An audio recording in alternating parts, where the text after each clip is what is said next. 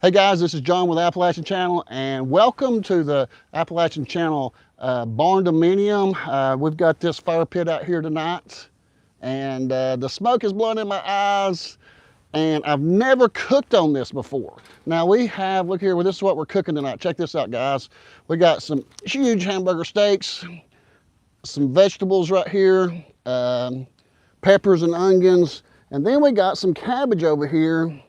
Got some sliced cabbage. Check this out, guys. And I'm gonna try to do this bacon on top of this cabbage with some butter. And then we got some bread right here that I'm gonna heat up on here. And then I got some sweet potatoes that we're gonna put some butter on and some brown sugar. Now, I'm gonna show you what I used on the hamburger steak. I bought this the other day, and I made some hamburgers last night. Actually, I was doing another thing with the series I do with George and Eddie and Tammy called True Appalachia. I did a cookout. I grilled hamburgers for them and the group, the Rough Riders. And the Rough Rider group has been coming down to the mountains here where I've been documenting and helping out do things, donate cars, engines, and toys, and working, and been a great blessing to our area. They come about 4 hours to get here. So last night I went up to grill hamburgers, and I had a lot of hamburger meat left over, and the hamburgers was a little bit small, but I took and repatted them. I've got 3 of them here, and so yeah, I'm learning how to use this camera. I've got it on a tripod, so you know, many of you know that I'm getting ready to start a new series called After Dark in Appalachia. So this is a training experience tonight, just to see how I can film myself, how I can cook outside after dark. Now, I won't have this fire pit with me when I'm camping in the mountains, but I am doing something completely different. I've done live streams before, but I've never cooked on a live stream. So you never know what's gonna go wrong. I could fall out of the chair, trip over the grill, burn myself. Yeah, I got some hay around here. I have caught it on fire before. We never know what might happen, and I could burn the food, but because I have no control. I've got this, see this swing around grate? This is really cool, I love it. I've never used it except to set my laptop computer on sometimes. So when I'm out here, but we're gonna get started with a few things. First, I've got me some camping equipment that's come in for my new series where I'll be camping out. I've got, so this new series, if you've not seen me talking about it yet, it's gonna be called After Dark in Appalachia, and it's gonna be about cooking and observing wildlife. I got, I think, an 8-camera system coming in, surveillance camera where we can see at night, and we can set them up all around the camp within certain feet. And I have no idea how many feet we can put them out, but that's something I'm gonna start in January and do winter camping in January. You know, I've got my motor home. That's not really like camping. I lived in my motor home for 2 years, so over 2 years while I was building the barn dominium and traveling. So now I want to do some camping, outdoor camping, some things like that. Channel's going to change a lot this year. We've already got a new logo. You can see some of our merchandise now. It's a link to the videos at the bottom of the video. Somehow you can see some of the merchandise. This is a new shirt. I don't know how well you can see it, but I'll turn around. You can actually see it when you go to the website, but it's showing mountain scenery. So we're going to start doing a lot of outdoor stuff. I'm going to do things more hands-on, personal, one-on-one, like what I'm doing right now, where the viewers are like you're on a video chat with me. So we're gonna have fun tonight, hopefully. I'm glad you're here. I'd like to say hello to everybody. I have no idea who's here watching tonight, but let me see if I can pull it up on my phone a little bit here. Probably not, but go back to this and see if I can see. Okay, yeah, we've got some comments on there. Thank you guys. Golly, we got a lot of comments so far, so we'll have to probably put some glasses on here for a minute. So before we get to cooking, okay, I just lost my glasses, so there they are. From Virginia. How you doing tonight, John? Hi from Knott County, Kentucky. Howdy, howdy. Hello from Brigham, England. Hello, England. Oh, yeah. So, smoke in my eyes. That's part of camping, you know. You smell like smoke. You get dirty. I'm already dirty, getting everything going today. But yeah, I see a lot of people here. Hello from Knoxville. Hey, John from Gainesville, Florida. Evening, John. So yeah, keep them coming. And yep, Virginia, tell me where you're from. Keep those comments coming. And then after this video's over, go back when it's posted as a regular video, leave comments there, because these, somehow I don't know how to work it to keep the comments when the live streams go off. So let me see if I can see anything on the camera here. See a little bit. I'm looking at you guys. Okay, there I can see a little bit of stuff there. I got 71 likes. Hit that like button. Share this on your Facebook or social media tonight. I'm going to be here for a little while. It's going to take me a little while to cook. So get you something to drink. Here's one of my, there's my logo right there. It's on that cup. I forgot. See that? That's the new Appalachian channel logo. And you can get them in different colors. This is green. I'm going to order me some in tan with the logo on it. I've got some hats. The hat hadn't got here. I don't know. They must have been out of stock on the color I want it. But so we'll talk about different things tonight. One of the things we're going to talk about is, I have never cooked on this before. So I can adjust the height on this tray that swings over. I can lower it up and down depending on how big the fire is. And so one of the things I'm going to do is I'm going to cut some onions. I'm going to slice a few onions with this new knife. Comes in a camping set, and I like this camping set, really good. It's a Gerber brand, and I think I cut myself with the back part of it. It's very sharp. So we're going to skin some of this onion off. I used these knives last night. It comes with this cutting board that you see, the kit does. And that's some of the stuff when I do the camping videos. I'll show you some different equipment that I'm buying. I've got a lot of stuff coming in. And one of the things I'm really looking for in my camping is observing for wildlife at night. And where I'm going to be at, there's a lot of coyotes. And that would be cool to see coyotes. And they're pretty easy to get to come into the camp, because they'll come into the camp whether you want them or not. So actually Eddie had to shoot a coyote up there, close to where I'll be camping at, on his property, because they was coming down trying to get his dogs. They know that when people's got dogs chained up, they can go down and attack them and kill them. Excuse me. And Eddie has some hunting dogs down there, and he killed a coyote not long ago. We talked about that on one of the videos, so you might remember that. Well, that wasn't a good idea. I put the excess onions in the wrong place. Put them in my sugar. So now I've got me some onions cut here. Take the center out. And I got a little work area right here kind of on the side of this fire pit. I really like this fire pit. I think we got this at Lowe's. So let's see here. I've got things on here that's got to come off. We don't want to cook all the stuff in the containers. So what we're going to do is start moving the containers over and put them in some places to where we can start laying out some meat. We're going to put the meat on here. I'm going to put these, I call them hamburger steaks. You might call them different things from where you're from. Some people call it chopped steak. Some depends on what percentage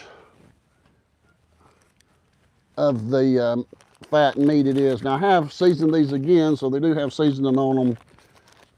mixed in and then on top of them. So one of these will be for Angel. She's a lucky, Angel's a lucky dog. She gets to eat a lot of leftovers when we're doing these cooking shows and things like that.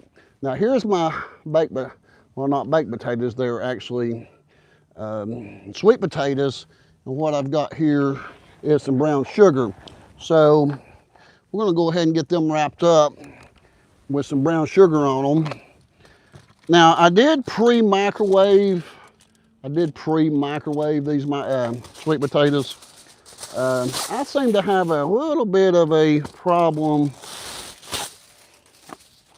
getting potatoes done sometimes. So what I'm gonna do is I think I'll just take and I got a bowl full of brown sugar here. So I'm just gonna take, and I have cut slits into these potatoes already.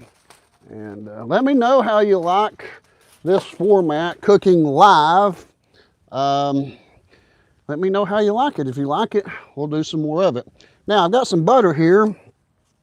Oh, now I've got smoke in my eyes, so you might see me crying, which, you know, if y'all saw the video where we was cooking for Christmas and I was cutting onions for Bridget, I'm gonna put some butter in there with that, and I'm gonna wrap it up. And well, you know, I'll probably, you know, just you can never put too much brown sugar, so we might as well use it all. But I got one more here, so let's put it all on there, wrap this one up, and I could set this down, you know, in the fire pit a little bit, give us a little bit more room. Now here's the other potato, and I am getting it all in there. Now I cut the ends off these, and I cut slits, and I poked holes in them, and next time I might even cut them in half. But basically I'm just trying to get a little bit of heat on them. They're pretty much already cooked, but we're gonna kind of, well, wait a minute, I didn't put the butter on that. Uh-oh. Did y'all see the fudge video that we made with Tracy? I forgot and I didn't put the butter in the last batch, and yeah, fudge don't come out exactly right without the butter. So I'm still learning, guys, on cooking some different things. Outdoor cooking on a grill, I've done that for years and years, cooking on a grill. But cooking inside in a kitchen, no, that's not been my thing. I've never really cooked in a kitchen too much. Maybe breakfast a little bit, but you'll get to see me cooking like this in the mountains in the winter. Now it's warm. It is very warm today, but come tomorrow, actually the wind's blowing really hard tonight because we have a cold front coming in. Tomorrow, I think, you know, today it was like 71, 72, 73 degrees. But tomorrow, I think it's going to be like a high of in the 30s. It's a major cold front coming in. It's been way above normal on the temperature of the last few days. Then it's going to be below normal. So it's either hot or cold. It's hard to get it just right, seems like. So I'm going to put some of this bacon down here. See if you can see it here. See this cabbage, ain't that pretty? Look at that. We're gonna put some butter on that. We're gonna grill them. So I have no idea what I'm doing. Don't take my advice. I'm learning as I go. Leave me in the comments. I don't care if it's good, bad, or ugly. All comments are good for the video, so leave me a comment. So I'm gonna put that cabbage right there. Now I don't really like cabbage so much, but hey, if you put enough bacon on anything and butter, it's going to be good. So Dustin likes cabbage, so I saw this cabbage when I was at the store shopping, and I thought, that looks pretty good. And a friend of mine, Deanna, and Ronnie Sisk at Sisters in Christ, she was telling me about making some cabbage the other day, and this is not how she told me to do it at all. But thank you for the idea. So now I've got everything kind of laid out on here, and I'm going to move it over here and put it over top of this fire, and let's see. What do you guys think? it's a little too high, too low. I don't know. I think I need to go down some. So one of the things I'll do is go ahead and maybe salt the cabbage a little bit. I don't know if you put salt on it or it's supposed to. Might be okay. I don't see why not. But then I'm gonna cut some slabs of butter here. I'm gonna put some butter on top of these, and then when this bacon gets more cut, or more, not cut, but done, I will put the bacon on top of the cabbage. And so I got a lot going on here. I got a big grill here and trying to film a live video and cook. So yeah, things could possibly get a little interesting here.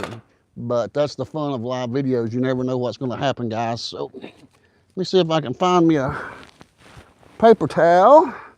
Got me a little bit of water here. Let me wash my hands off. Get my napkins over here. All righty, so we've got the grill going, but I don't know if it's high enough yet. So we're gonna do some adjustments here, I guess. I think I've got it too high. Let me see. Yep. So what I can do, let me pull it back over here. There we go, guys. Oh, the beauty of a live video. Things can go wrong. So I'm gonna pull this pin out.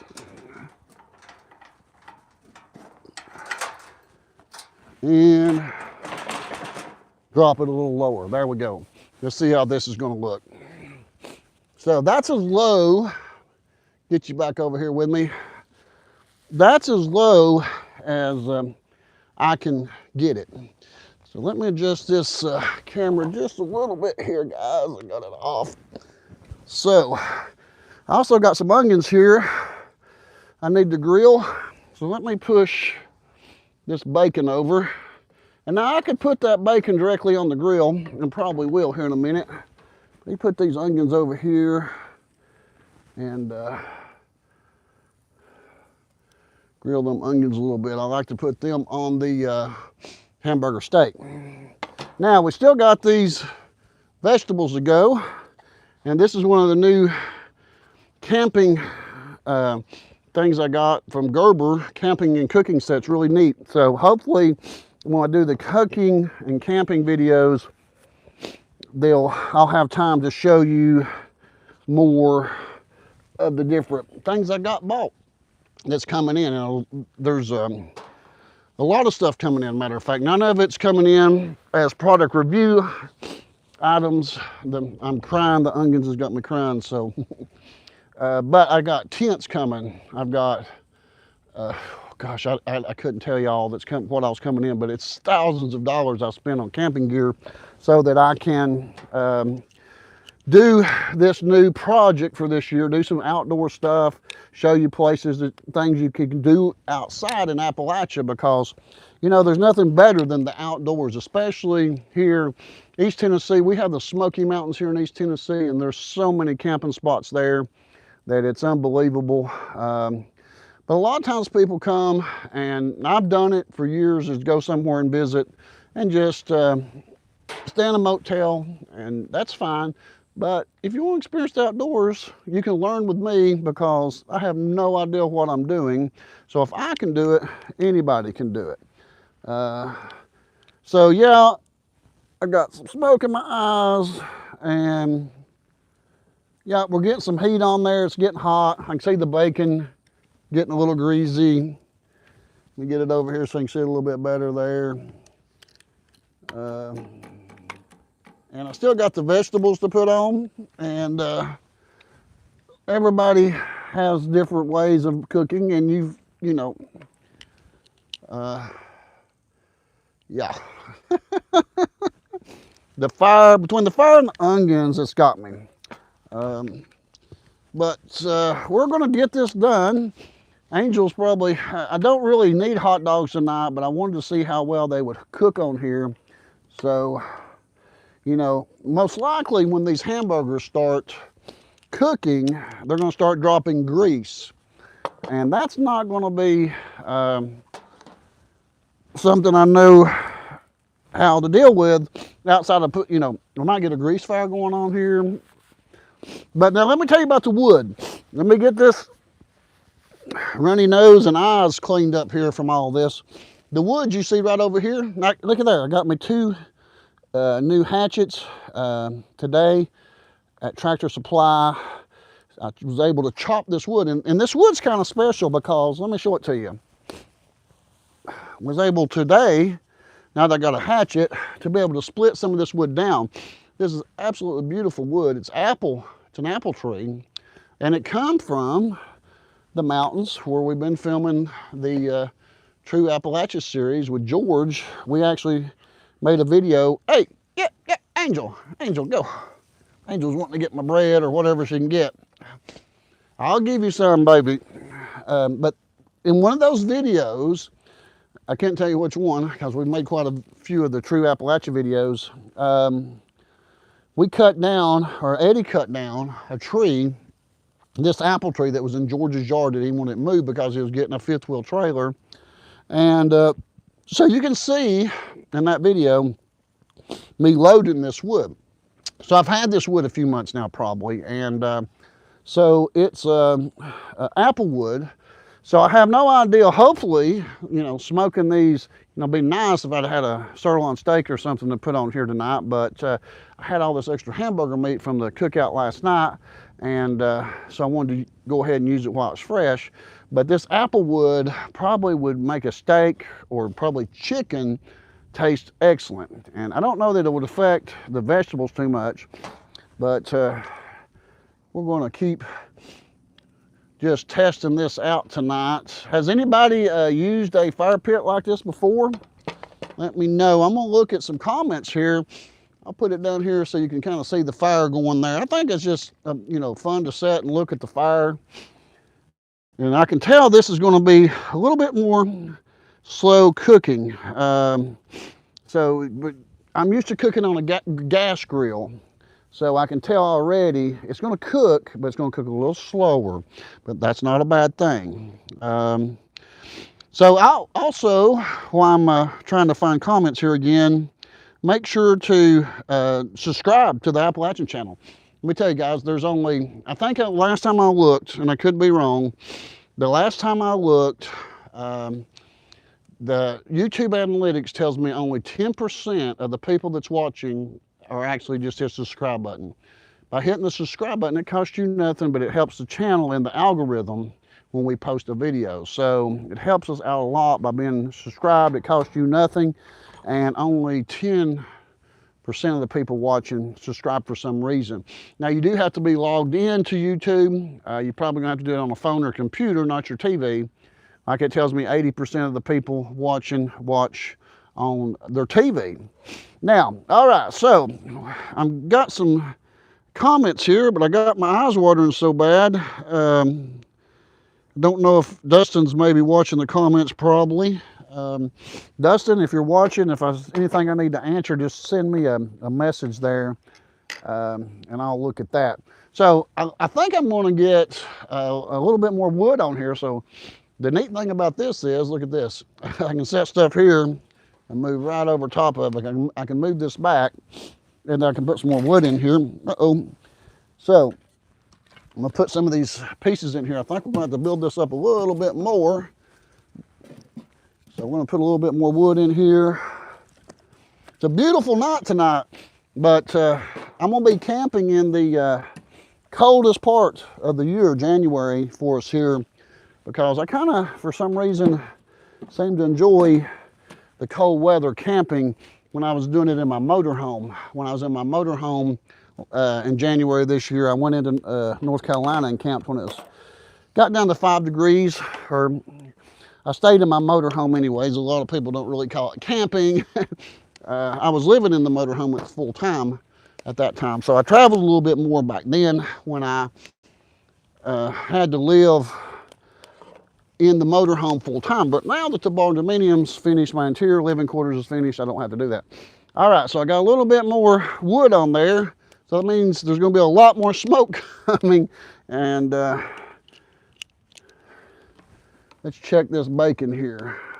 this bacon might end up going directly on the grill. Now, I'm afraid that sometimes some of it might fall through, but once we get these onions grilled up a little bit more, so I've not got the butter even melted here on the cabbage.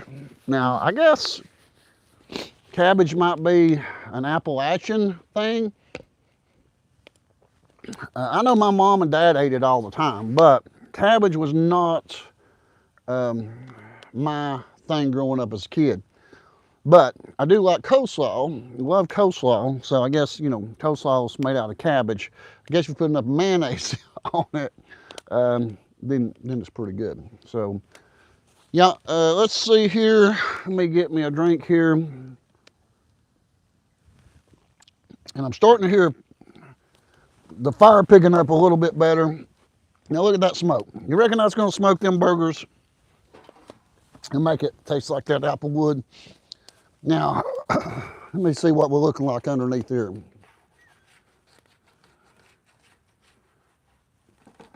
No, these are gonna have to go more towards the middle in a minute. So, but the good thing is I can just kind of put it right there.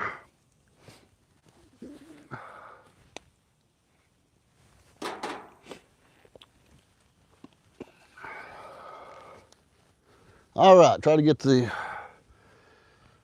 I don't even like onions really, so I make them for some reason, I have no idea. I do like them grilled, and nothing wrong with them grilled, but when I have to grill them, they want to make me cry. So, oh yeah, they're getting grilled there a little bit. So they probably could have used a little bit of oil on them. So let me put a little bit of olive oil on them. And that'll probably fall down in the fire good and get the fire going. Put a little bit of olive oil on this cabbage. I have no idea if that, no clue. If that's what you put on cabbage, you know.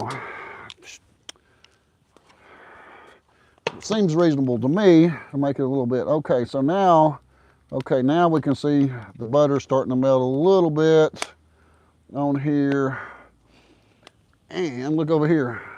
I see some flames coming up better and bacon. So kind of move it over that way. And see, now if this was something that was pre-recording, I could wipe my nose and get this tears out of my eyes and come back and edit it. But since we're live, there's no editing here. So let me go back here and see what I can see on the comments. Let me put my glasses on so I can see.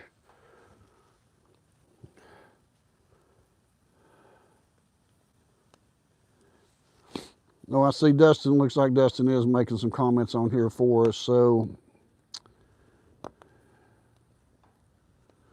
crank some ice. Need to crank some ice cream afterwards. That would be nice. Don't burn your cabbage. Well, I probably will. Most likely burn it. Probably burn a lot of things. I don't know.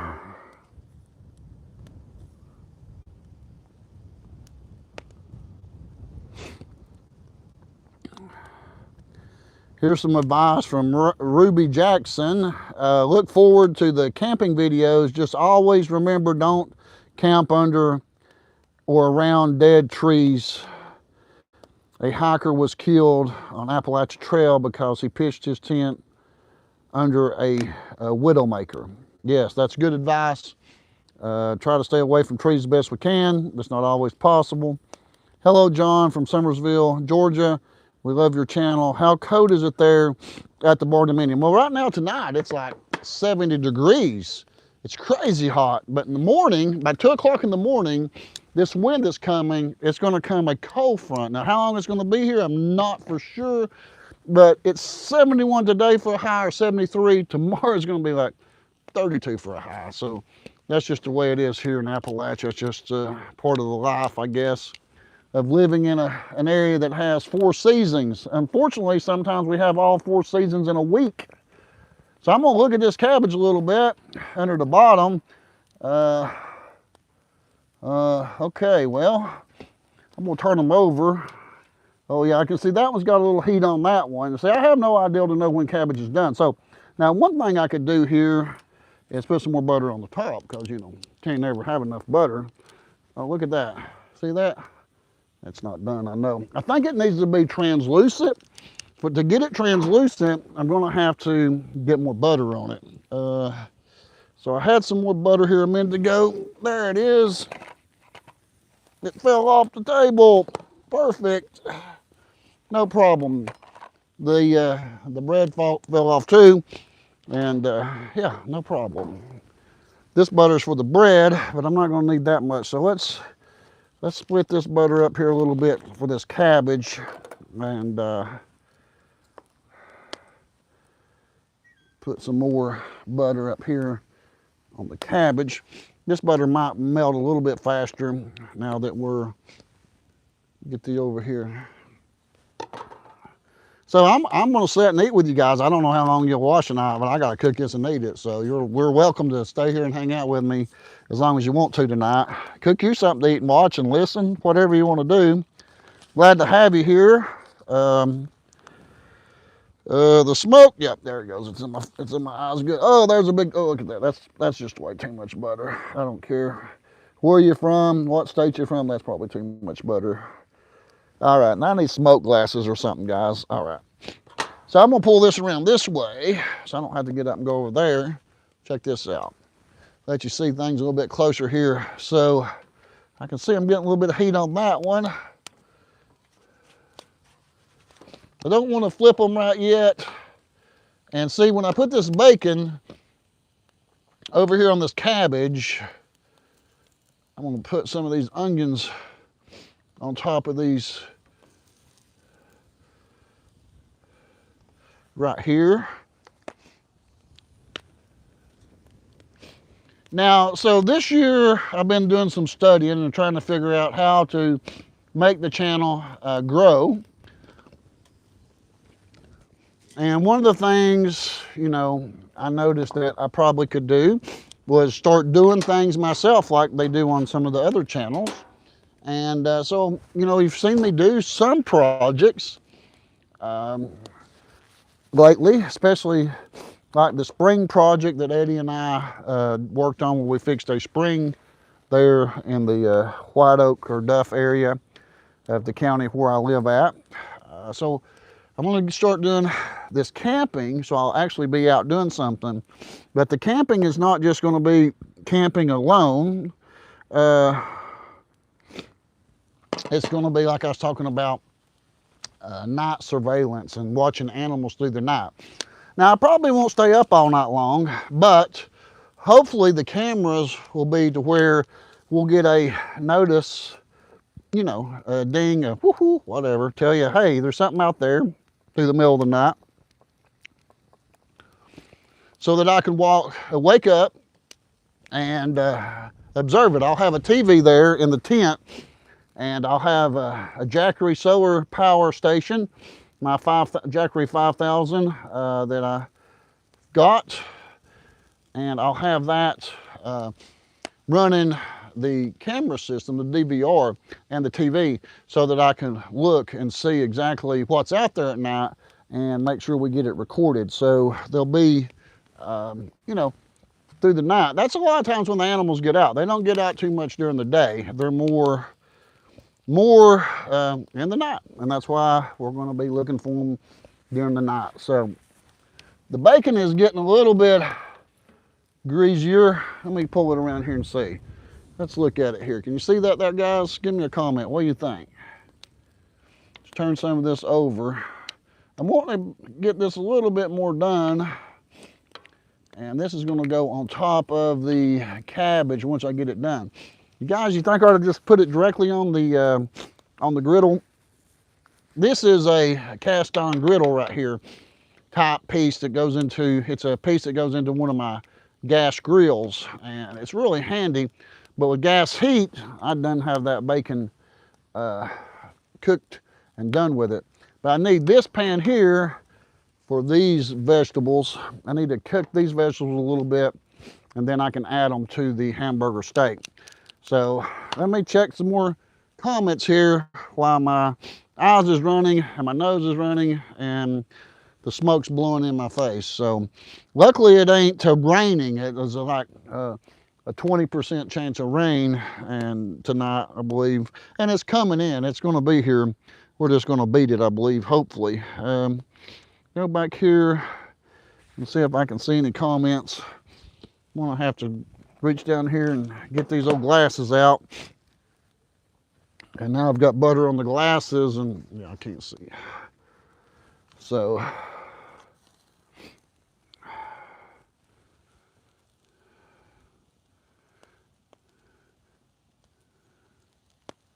watching from South Carolina.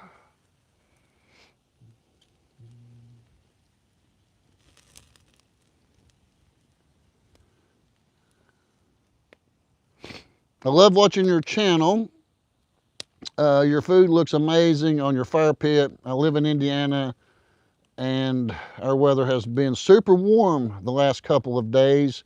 The temperature will drop super low tonight. Like they're in Indiana, this cold front's coming and sweeping through. Oh, there's Deanna and Ronnie. Hey, Deanna and Ronnie. Hey, I didn't make the cabbage like you said to do. It come cut already. I saw it, I got it. I don't know, it might work, it might not. Got to talk to them on the phone the other day. I've not seen them in a while. Hello from Mississippi. Watching from Middle River, Maryland. When you cook the cabbage, onions, and peppers with butter, cook it in aluminum foil and wrap it, and then you can flip the foil so the vegetables can cook even and fast. Okay, so hey, we got a comment on here. And Deanna told me to put it in aluminum foil, and guess what? I've got some aluminum foil, so we can, we've got it going here cooking. So what we're going to do, I can see it's going to need a lot more cooking. So let's go ahead and let's pull some aluminum foil out here, and let's see if we can't just wrap one of these rascals up, and maybe we can even put the bacon in with it here now. Let's see what this looks like. You see it here, guys? See, I'm gonna turn the butter over that way. Oh yeah, it's starting to get translucent. Now we're gonna put that bacon in here. It's not quite done, but look at that. Can't never get enough bacon. So now let's wrap this up like that viewer commented. And I'm gonna turn the bacon down. The bacon will drip out of it into the fire and help the fire keep going, I guess, or maybe explode, I don't know. Okay, so I was kind of expecting we might have to go with the aluminum foil deal here. So let's flip that over there with the butter. I won't need the butter and the bacon on the same side. And so there, see that? You see it? Got that bacon in there. Got that bacon a little bit cooked. I got the cabbage a little bit cooked. And now we're gonna wrap it up in that foil. So maybe we can get it. I have no idea how to come out. This is all absolute trial and error. And Bridget, who helps cook on our cooking shows, is supposed to be coming this week. And me and her's gonna do something out here. And we might do it live, I don't know. If you like this live video, the way it's being done, let me know. Say, hey, I like it live, or I'd rather you do it and edit it, whatever. Let me know, then that way I can get an idea of what's working and what's not working. So there we go, we got them all wrapped up, and now they won't fall apart like that right there. See, that's for the rabbits. Yeah, that one's for the gophers. They can have that. So, alrighty. So now we've got them there. Let's take a little look over here at these hamburger steaks and see how they're coming along. Oh, my bread's getting caught up there. Set the bread down. Okay, hamburger steaks are cooking extremely slow. Yeah, perfect. That's not working so good for me. So, oh, I'm gonna have to have more wood let's do that. If that's not working, let's get a little bit more fire going in here. There we go. Uh-oh. That one went on to my potatoes I've got down in here. I got some potatoes down in here. Them sweet potatoes are down in the fire pit. And I don't know if Bridget's watching tonight or not. Her husband's in from work for the holidays, so she's probably spending time with her family. But Bridget, I need your help. Oh no, smoke in my eyes. Nope, see, I shouldn't have turned that one quite yet. Not quite was ready to turn. See that right there? But it's turned. So this one I know is going to have a lot more heat on it. So let's turn these weenies there, and I'm going to go ahead and turn this one up here too. We can see we're getting a little bit of cook on here. We're gonna try it on these griddles for just a little bit, and then I'm gonna leave them onions on there, and then put the other vegetables on there. So let me try to get some of this stuff cleared out of my eyes.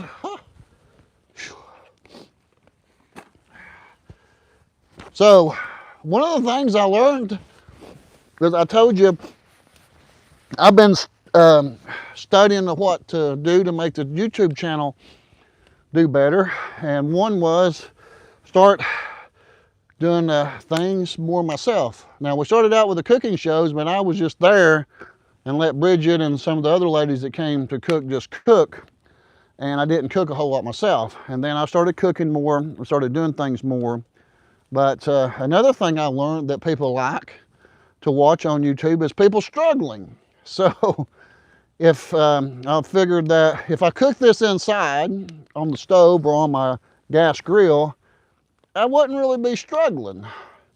And so I'm learning that people like to see the struggle. Oh, like that right there. Oh my goodness.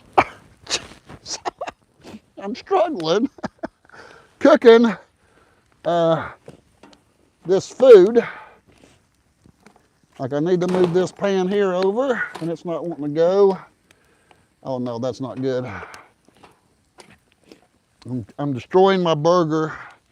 Come over this way. I need to move this more to the center, and it's really not moving really well at all. So I guess I better give up. So there we go. Let's see. Oh, perfect. I moved it to the wrong place. So, okay, see now, look at there, guys. I got some fire coming up on that those burgers. And now the vegetables still's got to be cooked. Now those depend on how well you like your vegetables. Some people like them mushy, some people like them crispy, but I know I've got some time left on those burgers, so I'll put them on now. They'll probably be cold by the time the burgers are done. So I'm gonna wait, because I don't like my vegetables completely translucent, or not my green peppers, or sweet peppers. Let me, oh, yeah, this is, actually, this is actually pretty fun. I'm sitting here, my nose is running, my eyes is running, and smoke's blowing in my face, so I've got some struggle going on. I'm gonna look at some comments again for a minute and see what's going on here. Oh, Dustin just sent me a thing, said Michael and Mary Reynolds sent us a $10 super thanks. Thank you, guys. And people's worried the hot dogs are going to get burnt. So, okay, thank you, Dustin. Oh, I lost one of them. You just didn't see that. It rolled off. No, I think they're okay. What do you think? They're okay? What do you think? They're not done yet. Now, I don't like mine burnt, but now last night, you know, some of them want them to be black on the outside. I'm like, no, not me. Now, look at this. Check this out, guys. Check this out. Look here. I got some heat on that griddle there. Unfortunately, when it's on the griddle, you're not getting the smoke from the Applewood.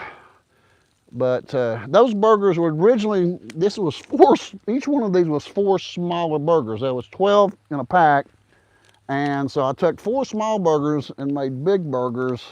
And getting them done on the inside is going to take a minute. These are going to be slow grilled here, but that's okay. That's okay. We'll get there. We'll talk about other things as we go. If you got any questions, okay, I'm just going to dump them straight on there now. If they get to cook faster than I want them to, I actually wanted to put them on this griddle plate. Now I've got griddle plates coming and a lot of cast iron cooking stuff that's really cool. I wish I could show you some of the stuff that's coming but I can't. This is a live video. But you will get to see it.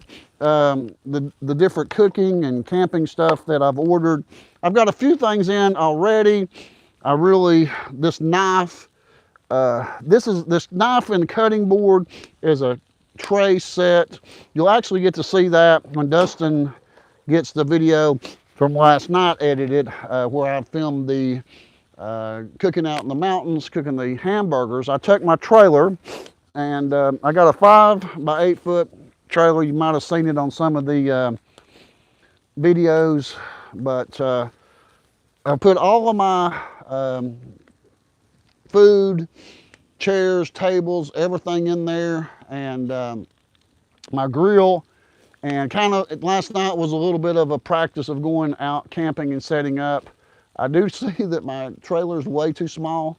But so the way I'm planning on doing the After Dark in Appalachia is, we've got the very first place that we're going to be at, that you might have saw that video I posted yesterday, I believe, or day before, where I went out with Tammy and Eddie. And Tammy is a trail guide up in the mountains. She knew a lot of the places to camp, and she found the place for us.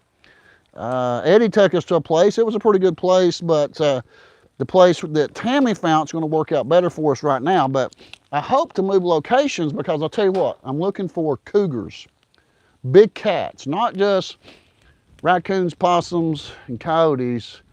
I know there's bears there because I've seen the bears there at one time. Anybody that lives in White Oak Duff area knows that when the dump had the fence was down at the dump, and a lot of the bears actually tore the fence down in the back of the garbage dump there for the convenience center in the White Oak area, and the bears tore the fence down. There would be about 6 to 8 bears come in. Usually the dump was closed like on Wednesdays and Thursdays, so they would come on Tuesdays. They knew to come. They wouldn't come when the dump was closed, because they know they had done raided the dumpsters the night before. So you had to come. You had to make sure you was there on the night that the dump was open to see the bears. But now they've got the fence fixed. The bears no longer come. So, but it was really cool to see the bears there in the area. There's quite a heck of a bear population there in White Oak, and here in Campbell County alone, and all of East Tennessee, there's black bears everywhere. So, you know, but one of the things that has really fascinated me and been one of the things that I really wanted to see is a cougar, a big cat.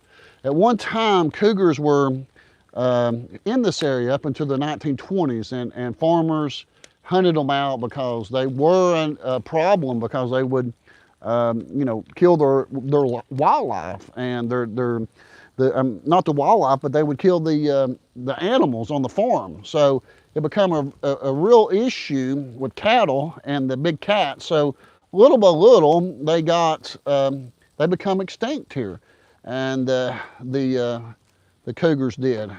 They become extinct, but they've been multiple people have seen them here. But you know, usually it's from at a distance, or jumping across the road or something like that, and you can't get your camera out fast enough.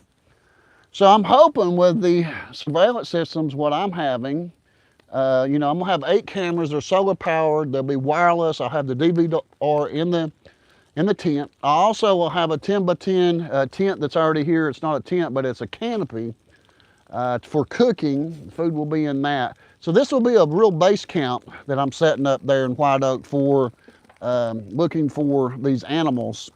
You know, I got an idea on these vegetables. I might put some aluminum foil down and put them on aluminum foil instead of, because you know I'm losing a few of them through the grate. So let me just do this right here. Why didn't somebody leave me a comment about that and say, hey, you're losing your vegetables. Can't lose those vegetables. So let's see how I can do this. Oh, nope. Let's get the vegetables. Now, I might actually put a little bit of olive oil in here because they might burn. Butter or olive oil. Okay, the fire is going good now. It is burning. I can feel it. It's burning my hands. So now let's put them on here. And we can wrap them up just a little bit. Let's look here and see what the bacon's looking like. Oh no, the bacon is not getting done. Look at that. So I got it on the top side of the cabbage so that the grease will go down into the cabbage. So yep, them's gonna need to be a little bit more. I'm getting some fire coming up over here. See this over here? Yeah, oh yeah. Okay, so let's check these weenies over this way. People's worried they're gonna get burnt. That one's getting a little bit of burnage on it. It's probably just perfect for some people. Now, let's turn this cabbage, woo, that's hot. Let's turn this cabbage upside down and put it over there where that fire is raging. Because you know what's happening over here? The grease from these burgers, you can see that? That's your problem when you see that. Woo, how about that? That's a problem when you do some burgers that's got a lot of fat in them. These are probably 80-20s, or it could have been 70-30s. I really didn't look. They were pre-pattied when I bought them. So, getting interesting, guys. Don't go nowhere. Something's about to go bad. It's got to.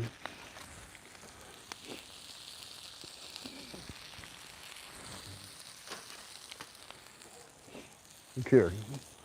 So I can push some of this grease off and get that fire going. Let's get this cabbage smoked here. I guess this is going to be smoked cabbage.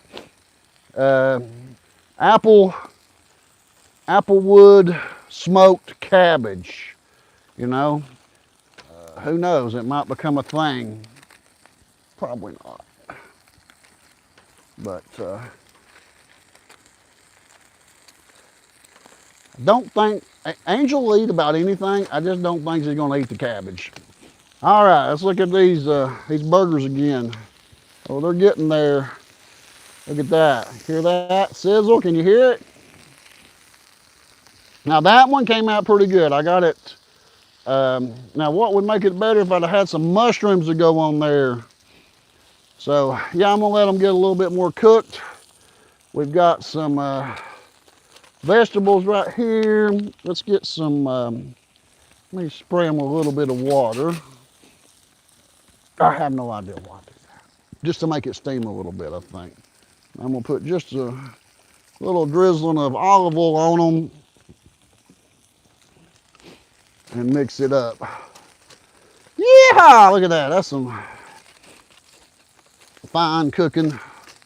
I don't care where you're from. Look at them. Oh, wait a minute, my bacon's on fire. We got fire on the bacon. The cabbage has burst into flames. Look at that. We'll get that bacon done. Look at that. Let's get that bacon done there. Look at that, yeah. It's all right, don't worry, don't panic. Well, maybe you should. I just don't. I don't know. Maybe I got issues. Yep. Okay, let's get this over here. Let's get this cabbage over here. Look at that, see it? Got some fire right on that middle one. That one's gonna be. Problem is, now this grill's designed that you can put charcoal in it. Charcoal is much easier to deal with. It's got another pan that goes in the bottom. It lifts up off there. You can put a whole tray of charcoal and do charcoal grilling, but what fun's that when you can do it with fire and wood that you got making a video with the true Appalachia crew, you know? That wood and came from George's property. And you know, if you watch the Appalachian channel, you know old George. So this one right here, see, it's busted open. And that bacon, I know it's not done, but we're gonna have to maybe figure a way to get this bacon done, guys. Give me some suggestions. I should have cooked it more. Now listen, this is the very first time that I've done this. So, you know, everything, this is a test and trial. So when I do go to the mountains, I can see if I can survive because, you know, I'm a big guy. And I like to eat. I'm gonna eat and observe wildlife and chop wood. I got me some new axes over here, hatchets, whatever. Chop some wood today. Dustin helped me, and really, really therapeutic chopping wood. So you're gonna probably see some wood chopping. Oh, look there, look here. That bacon's gonna be done right there. See that in the middle? I might have to switch. The one that ain't done so good, we'll give that to Angel. She'll eat it. So if I turn this over, I could use more full. I'm gonna turn it over like that. See that? Now I did put a piece over here. Oh, it gets good and done on the griddle. Should have left it on the griddle, but I just need to get these on here. So I don't know, maybe now these are getting, what do you think, guys? Maybe cut one open. Here, let me adjust it for you. Look at this. Wow. That was a little extra burnt. Now I've got the bread on here. The bread's pre-baked, but you know, we ain't want no cold bread. And I've got me a plate over here. Let me see if I can get this. Get a burger done. Oh my goodness, you know what? I've got these, what I got down in the fire, guys, that I forgot about. I got sweet potatoes. Let's look at them. Let's see what's going on down here. There we go. Now these are, I love these Teflon, these are Blackstone products. Griddles, Blackstone griddle utensils. I used to have one. I'm getting another one though for camping. I learned last night that taking a full-size gas grill in my trailer takes up much needed room. So I'm buying a 22-inch grill, Blackstone grill, so that I can take it to the mountains easier without taking so much room. Okay, you see that smoke? That's cool. That's let me see if there's anybody still even on here watching. I can't, let me get my glasses on. Everybody might have left already. There might not be a single person watching. Let me see if I can see. I really can't see. Between my eyes watering and me losing my glasses here in the hay.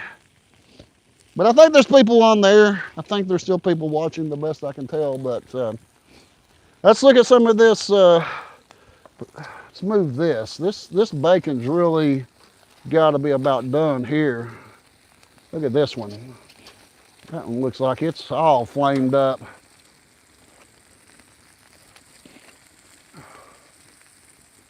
Yep, got it better. But yeah, it doesn't bake so good on here. I think it's operator error here, possibly.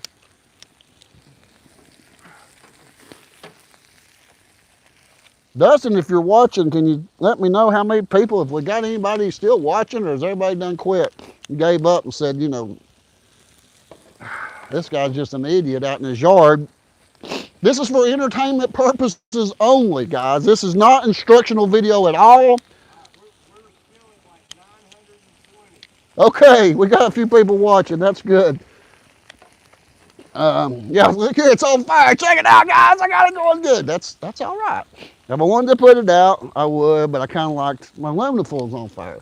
I'm sure it's not going to make. So I always keep a little bottle of water. And, oh yeah, that's great.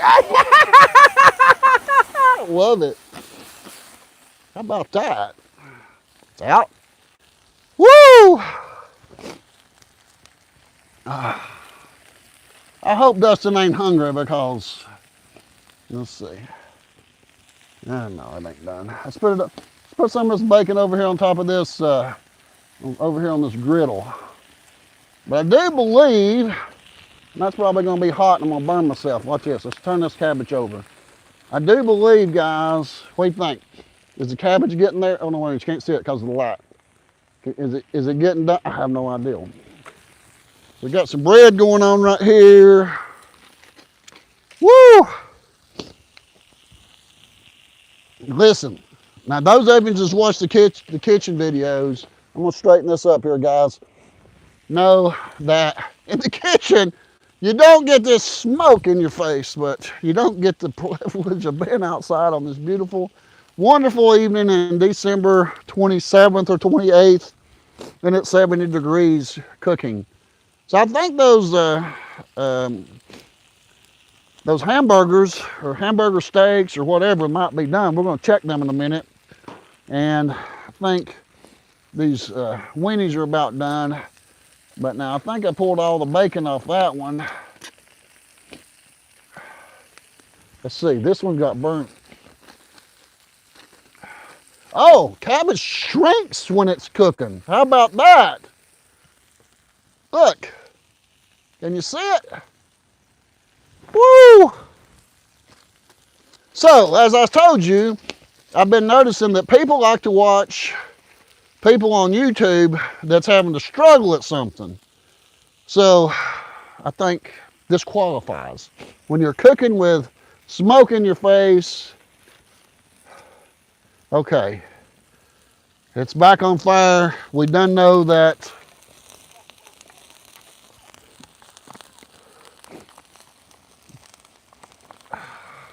You know this is gonna blow up. Come on, come on. Whoa! Yeah. Edit that out, Dustin. Oh, this is live. That's right. Can't. Now, look, perfect. Look at that. It looked like I was creating a bigger fire, but in the long run, I put it out. So, here, let me get you a close-up look on it there. Here, check it out for me, guys. That's what you call campfire bass right there. Some big old hamburger steak, some cabbage, and some vegetables over there, and some bread, and some weenies. And, oh yeah, we didn't check these. We got some sweet potatoes here. I got one of them out a minute ago. The other one's still down here. Let me check and see if these things are doing anything.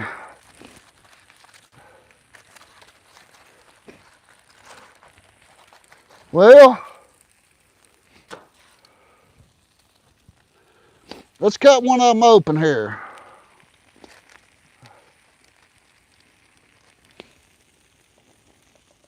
What do you think? Can you see it? Is it? Let's see here. Now, this is going to be my tater. So let me take a bite. No, they're cold. Perfect, John. So you know what? I didn't lay them in the fire. I laid them beside the fire. So what I'm going to do is I'm going to pull out my trusty aluminum foil here, my Reynolds wrap. I'm going to wrap it a little bit better. And then this time, I'm sticking this rascal right in there on that fire a little bit more. Can you see that down there where I put it? That's probably way too close without a doubt. But you know, everything else is about done.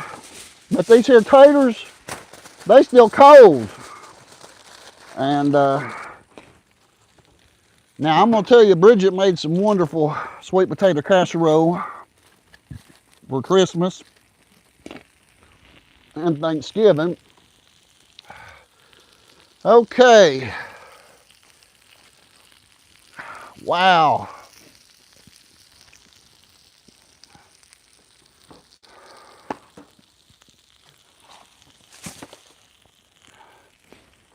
Now this bread, woo! Oh, I burned it. Check that out, guys. I burned it. Well, don't tell nobody. We'll fix that though. That bread's hot. I got it too hot. So what we're gonna do is, We will cut some of it here. Let me put it over on the cutting board so I don't hit my knife on the metal.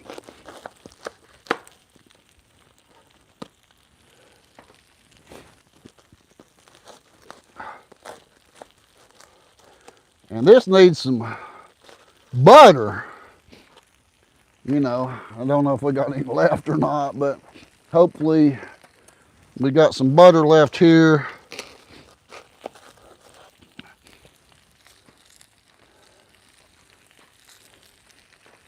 That one's, no, okay. These two pieces here, they might be okay. Okay, here we go. We're gonna put some butter up there, some butter up there. We'll see if we can get that butter to melt down in there. And Angel, she'll take them little end pieces. That dog can eat. I tell you, where's she at anyway? Angel! I can't believe she's not here when I'm cooking. Okay, let's check out these vegetables here, guys. They're looking pretty good. Looking pretty good. Look at this bacon right here. I think we've getting her about ready. And so what I'm gonna do is, I'm gonna check this one here that kind of fell apart. This hamburger steak kind of fell apart. Come here, Angel. So I'm gonna cut this one in half. This will be Angel's. And I'm gonna check, make sure she's done in the middle. Oh yeah, guys, it's done. Look at that. So these are done. The cabbage is pretty much done. And the vegetables probably could use, so what I'll do is I'll push that meat a little bit farther away from the fire.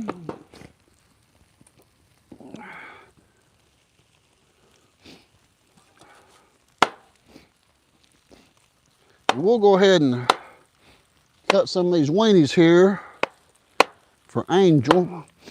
Now I'll tell you what, them's a little hot, but she will let them cool off. She's a pretty smart dog most days. She's a very friendly dog. That's her biggest problem is she's a little bit too friendly. She wants to jump on people because she loves seeing company. Okay, so now I better check these taters here. Can you hear that? Listen, hear it.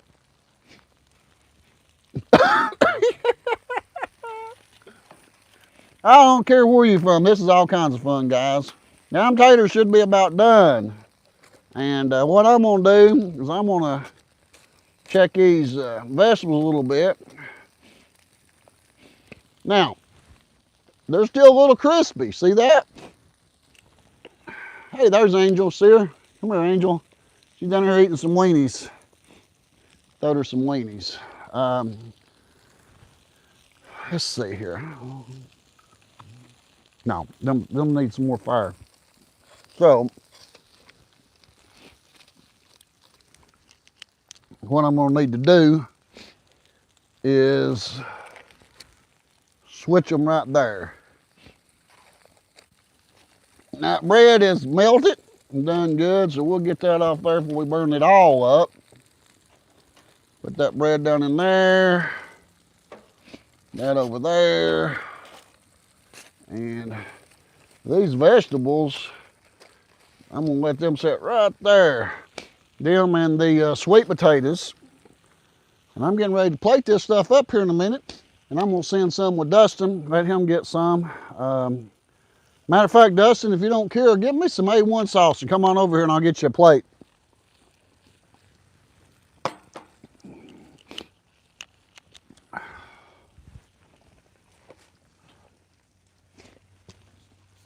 These are Gerber plates right here too. There was a whole set with the night. I bought a cooking kit with pans and plates and all that. Really cool set. Maybe get to show you that. Let me know in the comments how much you're actually interested in this camping and seeing stuff like this tonight. It's always interesting to know how you like things, you know. So I did forget one thing tonight. I did forget to get a little A1. Bring it on over here, Dustin, so they can see you're still alive. Oh, they know. everybody's been talking in the comments. Oh, have they? What are they talking about? Oh, everybody just loves what you've been doing tonight. Oh, really? Yeah. Well, we're gonna fix you up a plate here, Right. and you like cabbage, right? I do. So, let's see. Let me lay that A1 down. That bottle's a little bit tall. So, piece of bacon right there. So,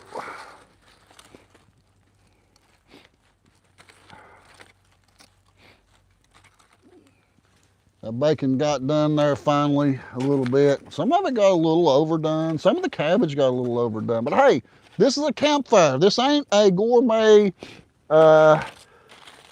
restaurant somewhere. I'm doing this on a fire pit in my yard, so it's lucky I didn't burn the yard down. So we ain't done too bad. Woo! Jumping shot.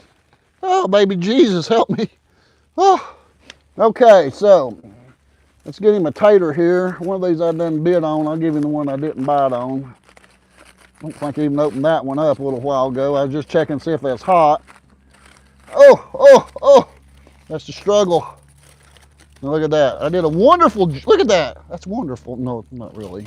No, that must have been the one I bit into.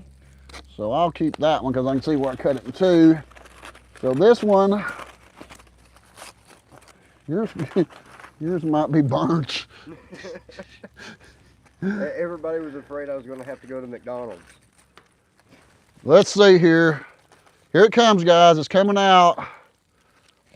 Oh, look at that. Now, look at that. Can you see it? Let me pull it down here. Can you see that? I'm going to put this up here in a minute. I'm going to cut this right here open. And there's some more brown sugar in there. And let's see. You know what? I'm going to add you a little bit of butter there for it. So we can get that melted on there. See that butter, guys? Can't have it all. I got to have a little bit. Now, we're going to do you a little bit of vegetables here. We finally got a little bit of cook on them. And there's you some vegetables. And there's some bread, howbeit burnt on the bottom just slightly. Don't eat the bottom, just eat the top. So it might have been my fault. Everybody in the comments was screaming about the bread, but I didn't get to it in time. So there we go. We got cabbage and bacon, sweet potato, and do you want some A1 with that? Sure. Okay, A1. I'll put that.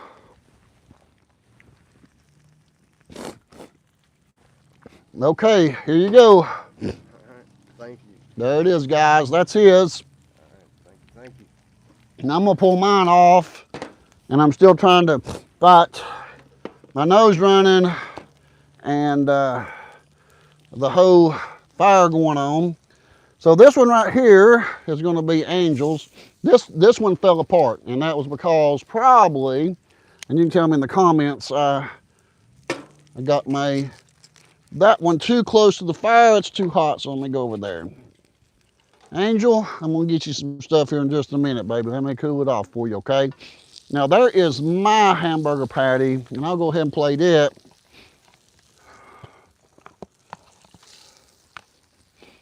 And here is my cabbage.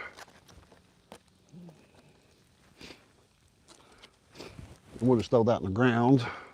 We'll clean that up later. My assistant will come do that. Wait a minute, I don't have an assistant. I guess that'll be me cleaning that up. So, yeah, it's always a mess when we cook. It is a mess. Now, the dog's not gonna eat none of these vegetables, and I probably won't eat all of them either. But I'm gonna go ahead and put them on this plate just to make it pretty, you know. I like color. And so here we go, guys. That's a campfire meal that I just made. Let me know. I got some sweet potatoes there, some vegetables, I have no idea how it's gonna come out. The hamburger steak is gonna be pretty standard because that's stuff that I have done in the past. But The rest of it, no clue, but I'm gonna give it a try here. We'll put this up here, and now I can take this right here, this whole thing, and I can just swing it over there, and it's plumb out of my way. And yeah, that piece there got burnt. It's okay. I won't eat that one. I'll leave that one for the birds. And my piece, okay, yeah, the only thing that really seems to come out wrong or overcooked was the bread. It cooked a little faster than I thought. So I do have a fork. Check this out, guys. I got an actual fork, and we're gonna just try some of this hamburger steak without any A1 on it at first. You know, we hope to not have to have no A1. You know, I go to a restaurant and they'll ask, would you order a steak? And they'll ask, would you like some A1? Do you want some A1 with that steak? And I'm like, well, I hope not. I hope I don't need any. I like to eat a steak without any A1 on it if it's cooked right. But now let's see what this is like.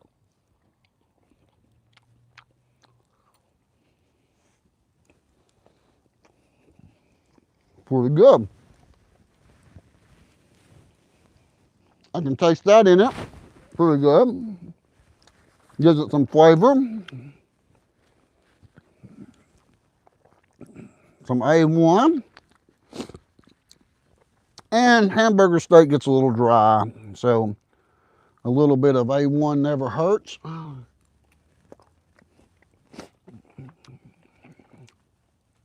Really good.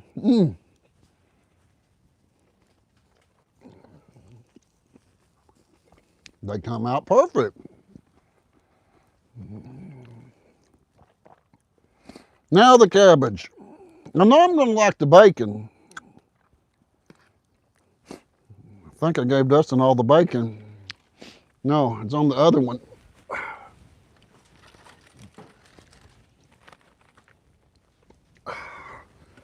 More bacon. So, oh gosh, I got her done. So now I can eat just a little bit. Now that I've cooked, the big problem with cooking is a lot of times when I cook, I just don't get an appetite. Actually, that came out pretty good when I got the burnt part off. Check it out. Look at that again, guys. I'm not going to get to eat it all, because I'm going to talk to y'all for just a little bit more. And, well, maybe I can snack on it as we talk. So, let me check and see what comments we got. Let me get the food off my phone here. And it'd be nice if I could find my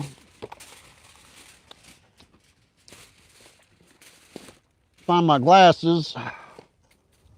No. No. Okay, let me go back to where I can find the video and see if I can see what people are saying.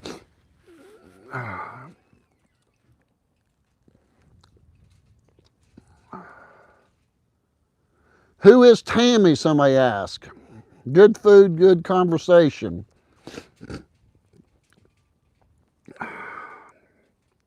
Well, if you don't know Tammy, you've not been watching the True Appalachia series. Tammy is part of the True Appalachia series that I do in the mountains.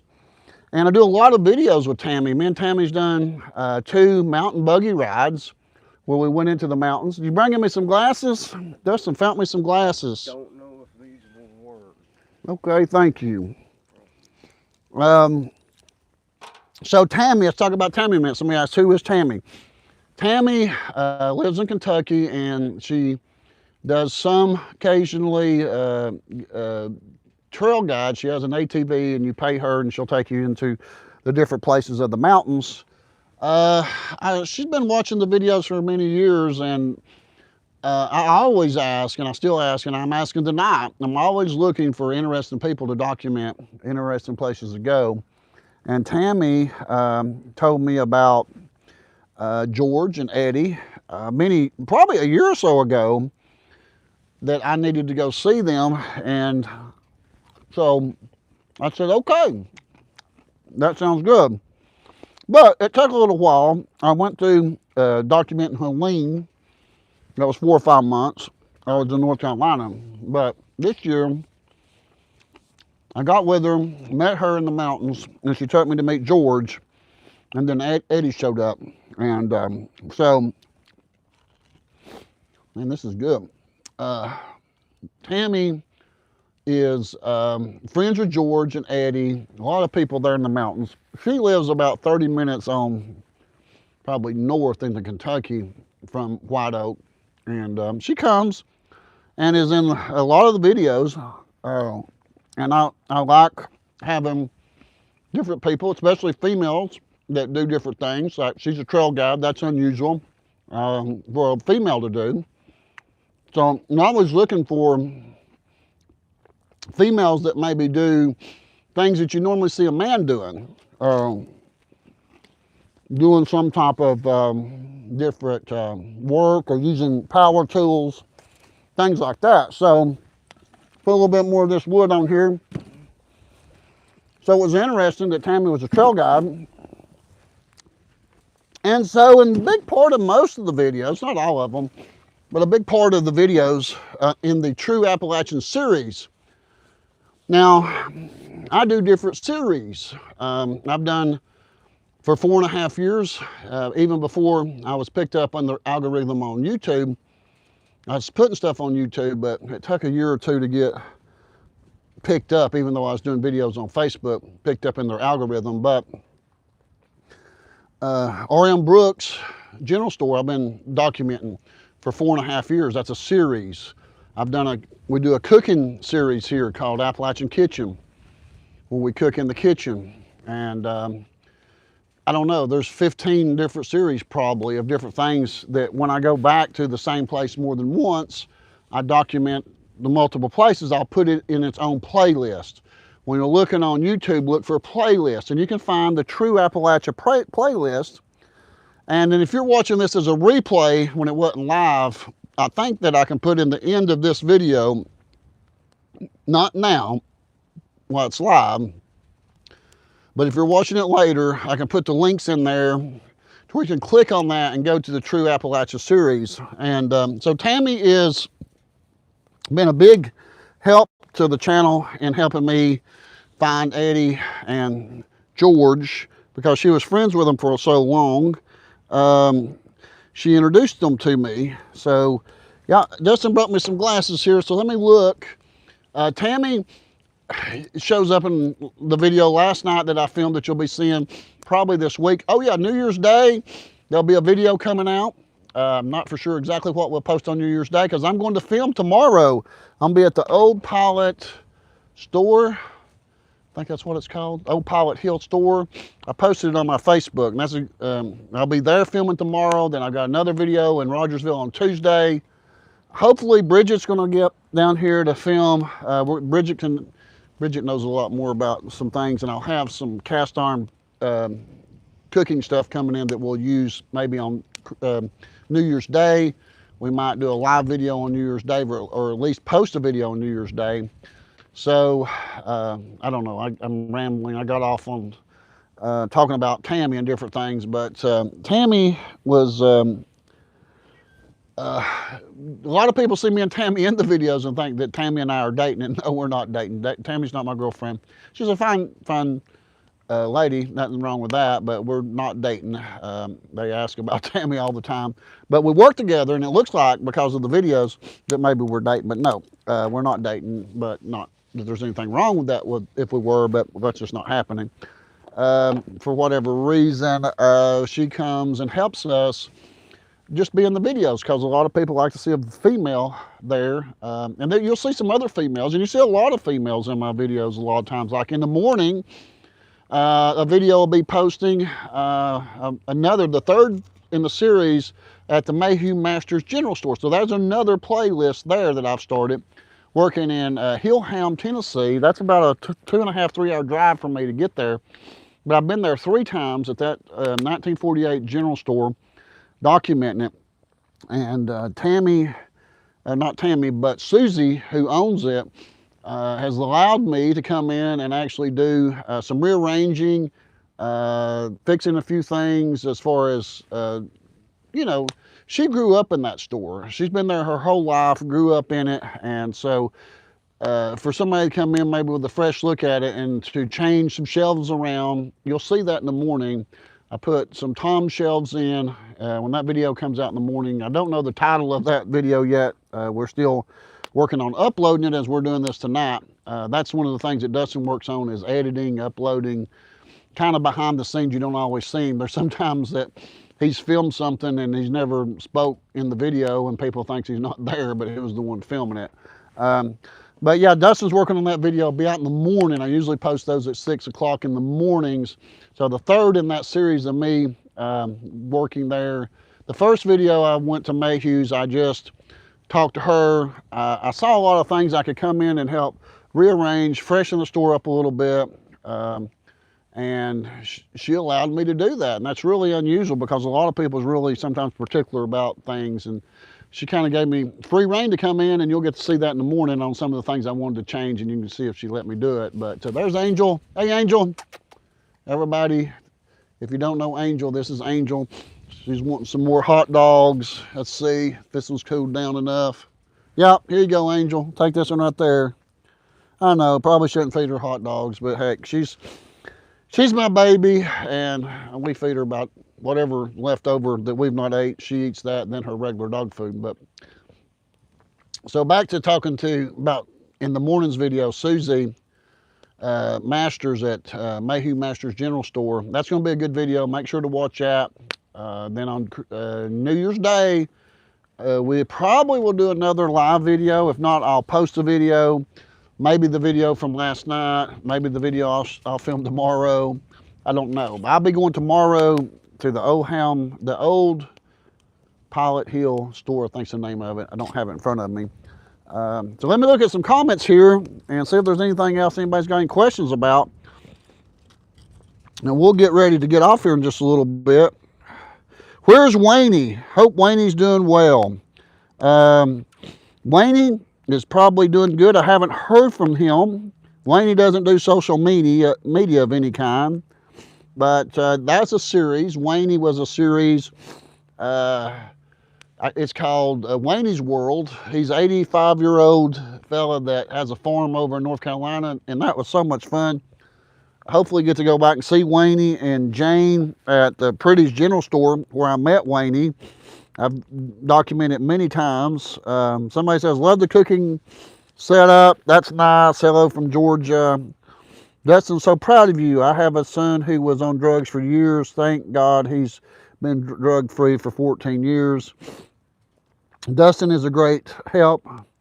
Why isn't Susie open more days? Well, because she don't want to be. She's kind of semi-retired. She's open the 3 busiest days of the week, and then she just takes off the rest of the time. She don't want to work full-time, and it's her store, and she can do that. She's, you know, it's easy to get burnt out. When you've grew up in a store like that and you've been there your whole life, there come a point, little by little, she's kind of working part-time. So that's why she's not open. And hey, I don't blame her. And those of you, Dustin, that might not know, that we talked about it in earlier videos this year, is he's a recovering addict, and he's doing really good now and helping me. So let me see what else we can see on here. Sports Guy 506 says, I could tell you if I didn't have smoke in my eyes. It looks like you made a great meal. It's Russ from Eastern Canada. I told you I would make it into your live stream. You did. How about that? I got to read your comment, and I think I talked to you just a little while ago before I started the live stream. You'd made a comment. Yeah, Tammy needs to stay involved on the videos. She seems very nice. Yeah, we're going to keep Tammy in the videos. And a lot of people asked if she's married or single. Yeah, she's single. I'm single. So, you know, it makes it to where it might be hard for me to have a girlfriend because I'm always working with different women all the time. I don't know how that would work out because I'm always going on the road and filming different places. And so I don't know, it would take a special person to ever put up with me. Here's somebody, my name is John, by the way. Appalachian 412 looks like. Oh, gotta get the glasses back on. These are my ugly glasses. All my glasses are ugly, but okay. Dustin's doing a great job on his channel. Thank you, Dustin, for all you do. He has a Facebook channel, or Facebook, and if you want to follow him on Facebook, it's Dustin Ward. Find him there. A lot of people follow him. He's trying to start making some money on there. And he does get paid here. He produces the videos that he films and edits. He gets a percentage of those videos, what we make on them. So he's doing pretty good. I'm really proud of him. He's making some money. Here's one that says, hugs and kisses to Angel. She wants to eat too, so thanks you for giving her goodies. Yeah, you have no idea how much she eats. She's going to get this whole big, huge, actually 4 hamburger patties and 2 more weenies here in just a little bit. I'm looking forward to watching you camp. I'm looking forward to too. I'm wanting it to be cold and snowy. Cold and snowy. Here is Noelle. She's messaged me. Noelle and her husband are great supporters of the channel. She says, be careful of cougars when camping if your precious Angel's with you. No, Angel will not be going camping because she would keep animals away from the camp. They would smell her. So Angel will not be going on the camping trips where we're looking for wildlife. And hopefully, now if I could really capture the a cougar, it would really help the channel. This year, it's my goal to grow this channel in subscribers to, you know, it's taken me 3 years to get 200,000 subscribers, but I'd like to get another 200,000 this year. And I can do that if you guys will hit that subscribe button and help share my videos on your social media. Noelle writes me quite often. He says, you've done a great job giving lessons to trying to cook over wood. Might need some heavy duty pots and pans. I do have those, Noelle. I haven't showed them the Gerber stuff that come in on the cooking kit. I do have a lot of stuff coming in, and you'll be seeing that on future cooking stuff. So Noelle says, your meal turned out beautiful, great job. And hopefully I'll be doing a lot of steaks and chicken and things like that. Noelle's been a great blessing. She sends us gift cards and stuff in the mail. She just sent us some stuff from Omaha Steaks and all that. Let's see here. Let's look here.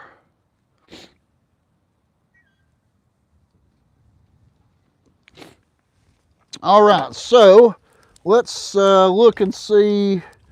Fire's going good. You don't see the fire. Let's look at the fire just a second. I'll look at a few more comments here. And Maxwell Rowland. Oh, he wrote me, messaged me, said here a little while ago, you have 500 or 910 people watching you all. Love your live. This is absolutely epic. Maxwell, thanks for reaching out. Him and his wife have been watching some years, so I appreciate that. Let's go here back to the comments. Love the fire pit. You should come to Western Kentucky. Love your videos. Takes me back to my younger days. Yeah, for a long time, the Appalachian channel has been a travel channel where I've gone to places that people can go visit. And Happy New Year's from Sarasota, Florida. Happy New Year's to everybody. We've got New Year's coming up. We just made another trip around the sun, and it's another year coming up, 2026. You know, this year things has changed for the channel. We're going to do more stuff like this, outdoor series. Try to do some of the same stuff that I've been doing, and I know a lot of people like the general store videos, but there's only so many of those. They're not everywhere. So the general stores and the restaurant videos are harder to find, where you can find a good combination where you got a great owner and a great store and great employees, and put that all together like R.M. Brooks's. It's hard to find these stores. I've probably done about 50 different stores in East Tennessee, in Northwest North Carolina, a few in Virginia, but they're hard to find. So I've got to come up with new content all the time. That's one of the struggles as a content creator, is finding things to film that people will watch. So that's why we're doing new things. Like, we have been cooking indoors, but those videos, you know, they'll do 20, 30, 40, 50,000 views, but I need epic videos that's going to do 500,000 views, things like that. So we're looking for, you know, new ideas. So let me know what you all watch and what type of videos you all like. And if you don't leave it on, if you leave it on this video on comment, I'm pretty sure those comments disappear as soon as this live goes off and I'll not see them. That's the reason I've got Dustin looking them over. But when you come back and watch it as a replay, you can then leave comments and they'll stay there. And it probably can keep comments now. I'm just not for sure how to do it. So yeah, there's going to be, you'll see different people coming when I go camping. You'll see people there. You'll probably see Tammy when we go camping, things like that. Well, I'll have different people come to eat because when I cook, I'm generally going to make enough to feed two or three people. So you'll be seeing different people that come in and visit with me when I'm camping. So I've got some different people that's wanting to go along when we camp. So we'll see how that works out. Yeah, the days are very short in January. It gets dark about 5 o'clock. So it's going to be cold. We're going to be in a camp with, it's not going to be a primitive camp in no way. We're going to be using a hot stove. I've got the hot stove already in. We'll be cooking some on the hot stove inside the tent. We'll be cooking some outside on the griddle and some on the campfire. So there'll be 3 different ways of cooking. We'll be doing breakfast, or I'll be there anyways. Dustin will not be there. This is a project for me to film it and to be more one-on-one. When it seems like that when Dustin films some of the stuff, it kind of eliminates that personal content of me talking to you. And sometimes when I've got a guest or somebody I'm interviewing, then that conversation becomes between me and them. But tonight, it's been between me and you, except a few times that Dustin's come out here to bring me some A1 and get his food. And so, you know, I'm constantly looking to improve the channel and do new things. And, you know, this is such a beautiful area here in East Tennessee, Northwest North Carolina, Virginia. I love Appalachia. It's absolutely beautiful. I grew up about 3 miles from here. From the time I was age 8 to about the time I turned 16 or 17, I lived right in downtown La Follette, a few blocks from downtown. And that's only like 3 miles from here where I grew up. So I live still right here. I live in a barn because I just love barns. I'm a country guy.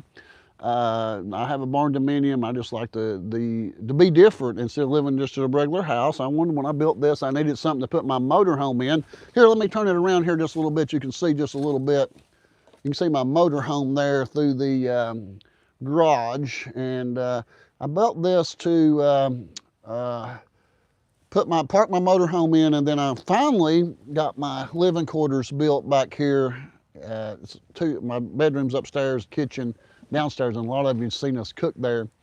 And it's not now, but behind me here is beautiful property that's used for harvesting hay. And then behind me on this side is a 10 or 11 acre farm, and they just now recently started putting cattle in there. And I love seeing the cows over here. I absolutely love having cows behind me and hearing them when they what do you call that, moo? There's another name for it, but I love hearing the cows. I love being, I'm only like 2 miles outside of downtown La Follette, but yet I'm still in the country. Hopefully one of the things in the future that I'll be doing, and you can leave me some comments and let me know what you think about that, is in the future I hope to have a place that people can come visit the Appalachian Channel. I'd like to have some property in the mountains there in White Oak, Duff area, where that we can have kind of an Appalachian Heritage Center to where we have a restaurant and a general store and maybe a farm, a small farm that people can come and have Airbnb, maybe have some cabins, places for people to tent camp or RV camp, and have a place towards an Appalachian village kind of like, to where you can come and work on the farm. You could have a milk cow where you can experience what it's like to milk a cow, or actually work on a farm. work in the kitchen and work in the general store, different things, just to experience Appalachian life and be able to meet some of the people that live up in there.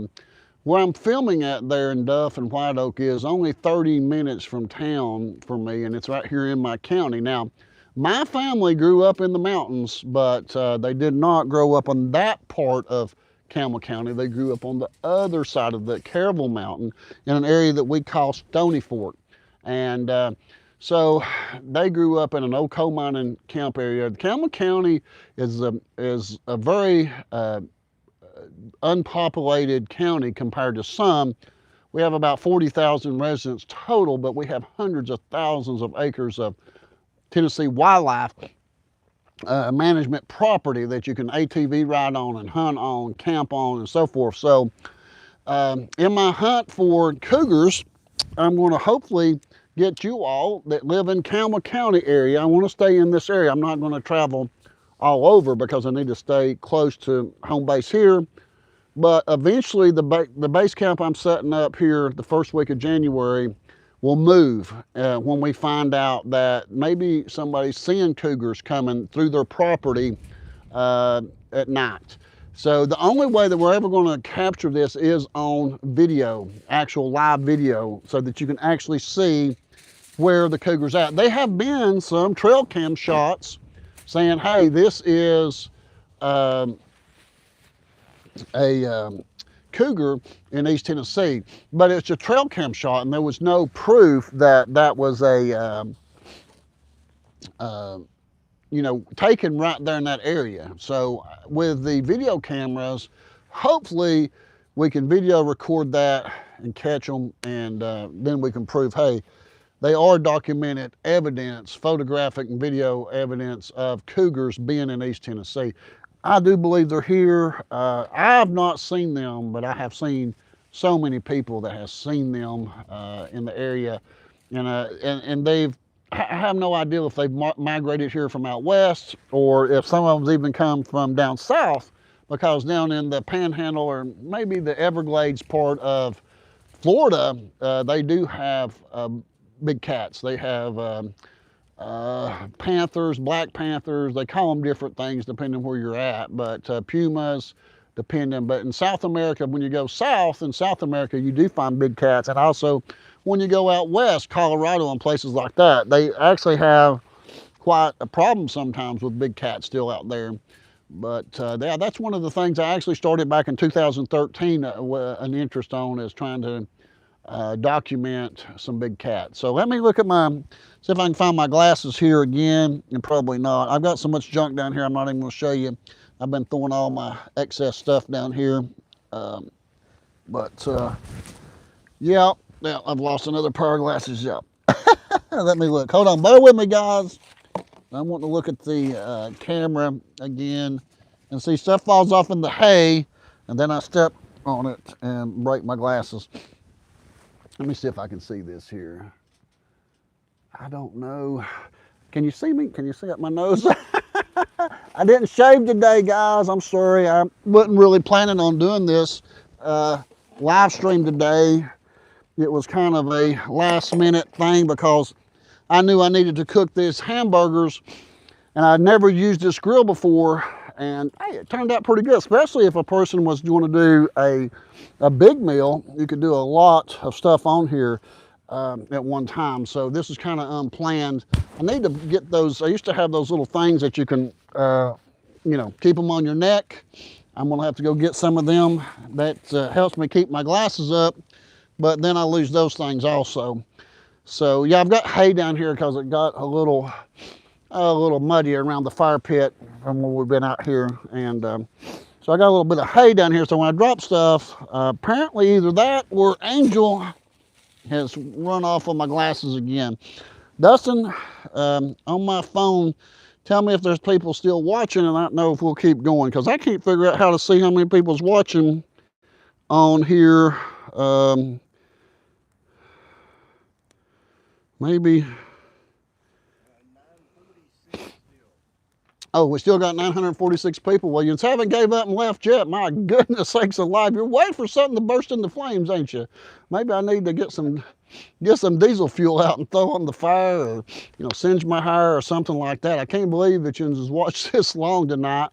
So let me look at some comments more since we're still here. I can see these comments without my glasses. I can just see them better with glasses. And yeah, I think there's a swamp monkey around here stealing the glasses. Nope, I found some.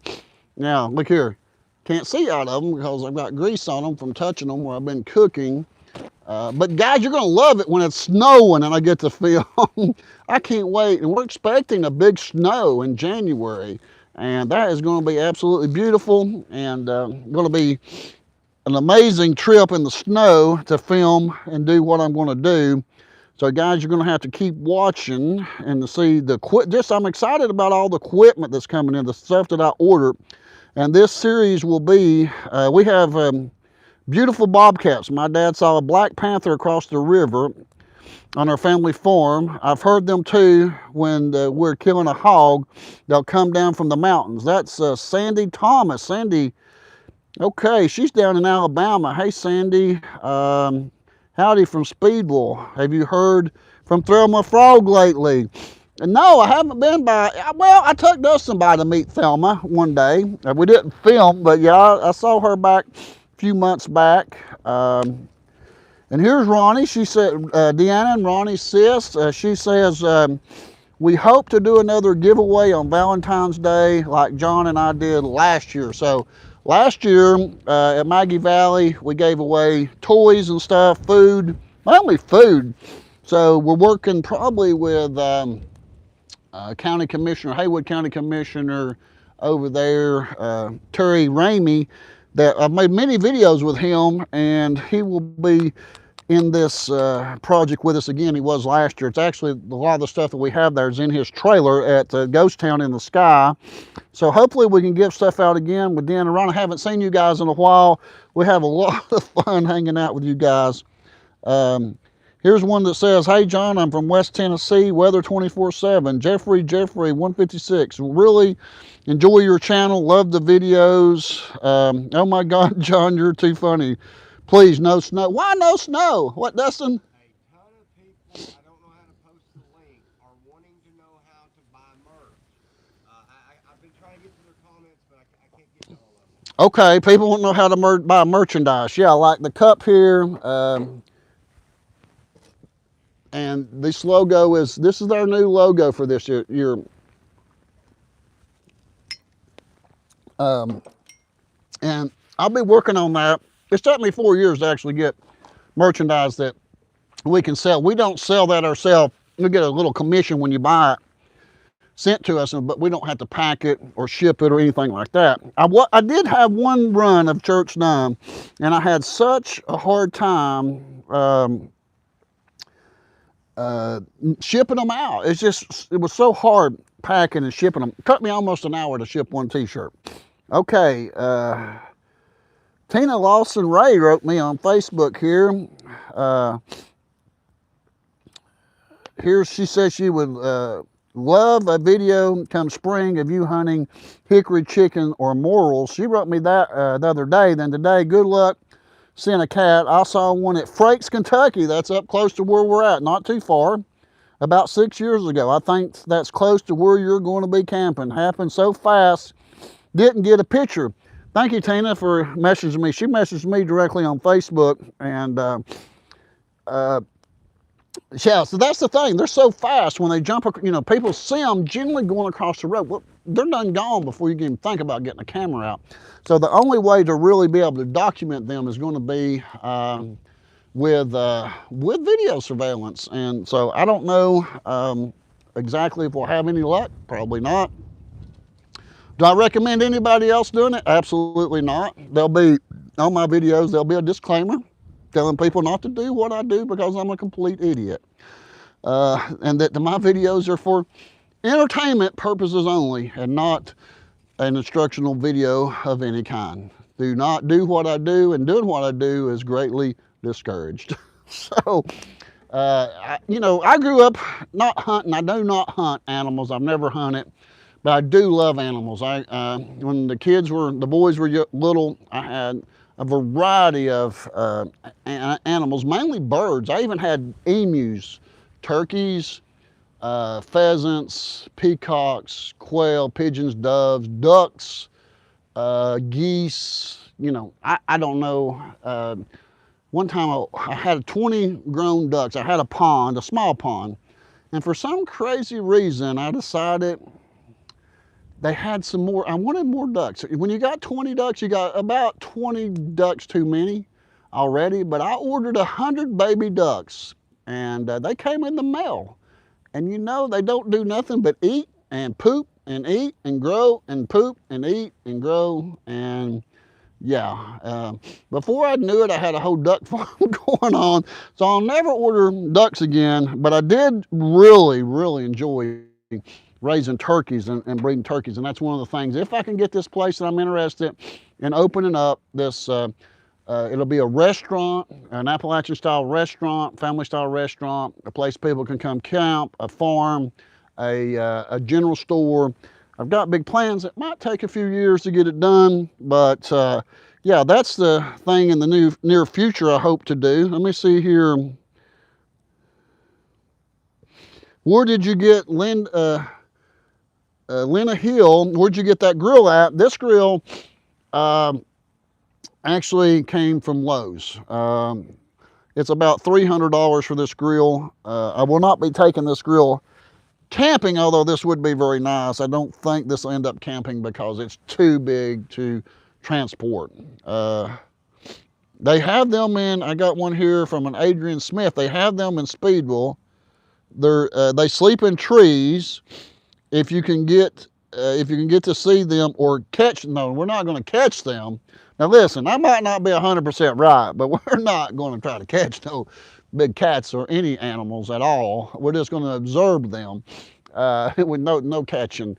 No, I couldn't imagine catching a 120-pound mountain lion in a cage and then trying to deal with it. I don't trap or hunt, but yeah, I would like to film them. I would catch them in the trees and film them if possibly. So one of the things, get this, guys, I've invested more in this camping project. You know, just a tent alone, $600. Gosh, I can't even tell you, somewhere in the thousands of dollars I spent. But one item in particular, I spent around $1,000 buying thermal vision goggles so I can see at night. So yeah, I'm really invested in this After Dark in Appalachia project and trying to cook, and you know we can cook and eat. That's not going to be a problem. But hopefully, you know, catching some wildlife, just showing you setting up camp, showing you things that you can do, trying to get people back in touch with nature. A lot of people that, you know, we've become internet bound, couch potatoes. We want to stay in and watch Netflix and watch things on TV. You know, YouTube's good. A lot of times we love watching, you know, one of my biggest channels I like to watch right now about outdoors is called The Outdoor Boys. How many of you have ever heard The Outdoor Boys with Luke? Luke has got an enormous channel, 17.5 million subscribers. He's done as much as 1 million views in, I think, in a month. No, 100 million views in a month. I do about 100 million views. He's done as much as 100 million views in a month. And, but he's kind of quit and retired this year. He's made a lot of money. His videos do 25 million views, anywhere from 25 million to 85 million views. And Luke this year has kind of retired. He's only probably in his late 30s. But you know, he's done this full time for about 5 or 6 years now, going to Alaska and burying himself in the snow and camping. And so I've been watching what Luke's doing, and he does a fantastic job, and he's kind of retired. So Luke, just you know, send all those subscribers over to the Appalachian channel if you can somehow, so we can get, you know, you lose more subscribers in a day than I've even got, but you know, 17.5 million subscribers, and he decides he's going to take a break. And you know, I understand that. He wants to help. He actually helped another YouTube channel that was going through an issue with his wife getting cancer. So Luke went over and did a video for him. Luke grew up in Alaska, and he knows, you know, he's a true blue, grew up in Alaska. He didn't go to Alaska to start a YouTube channel. He's somebody that grew up there, and I love watching Luke and trying to learn from Luke. And one of the things I'm doing right now that Luke does is film himself. So as much as I like for Dustin to film, I know that somebody with 17.5 million subscribers has got some things that I can learn. I'm constantly trying to learn and improve the channel. And Luke uses a GoPro, and I have GoPros, and I'm still a little struggling with the GoPros, but you'll probably see a lot more GoPro footage coming up. Actually, some of the GoPro footage was in the video that came out the other day where I said I was going out looking for my camp spot. If you have not seen that one, go watch that video where we find the place that I'm going to be camping first, right by a little pond. Beautiful, beautiful place there in the mountains. I think it's an old strip pit area, not too far out. No service, no signal. Now, I could possibly get Starlink and do live streams from the mountains. So, you know, let me know in the comments if that's something you'd like to see, like what I'm doing now, but actually not in my yard in a subdivision 2 miles from town, but 25 miles back into the mountains to see, you know, at night camping in the cold snow.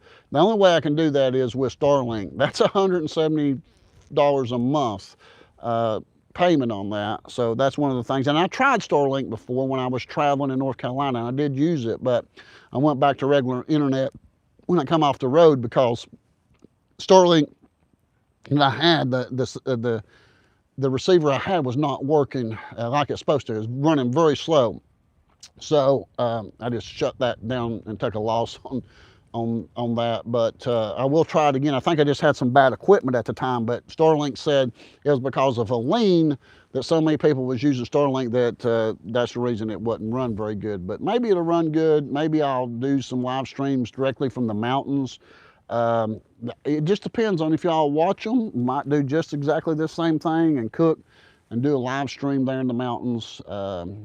So yeah, the project is going to be something that Dustin will edit for me, but Dustin won't be there. Dustin will take me there and leave me with no vehicle in the mountains. My 5x8 trailer will have everything in it. I'll set up a base camp, and Dustin will come back in 4 days or 5 days, or hopefully he'll come back, or I'll walk out. But well, as soon as I run out of food, I'll have to come out.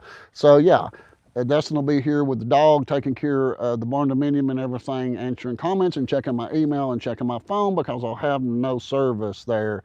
So that will be fun. That'll be an adventure for me. For, you know, ever since internet came out originally, I've always had internet. And having a YouTube channel, you're constantly on your phone checking comments and seeing how well videos are doing or whatever. So to go 4 days without internet, without contact with the world, for me, will be a first. It'll be something, a great withdrawal. I'll have withdrawals trying to, you know, I'll be constantly looking for my phone. And it's that way now when I go to the mountains to film with the True Appalachia series. There's no internet, but I'm usually just there that day. I'm not spending the night. So that evening when I come back, I've got Wi-Fi.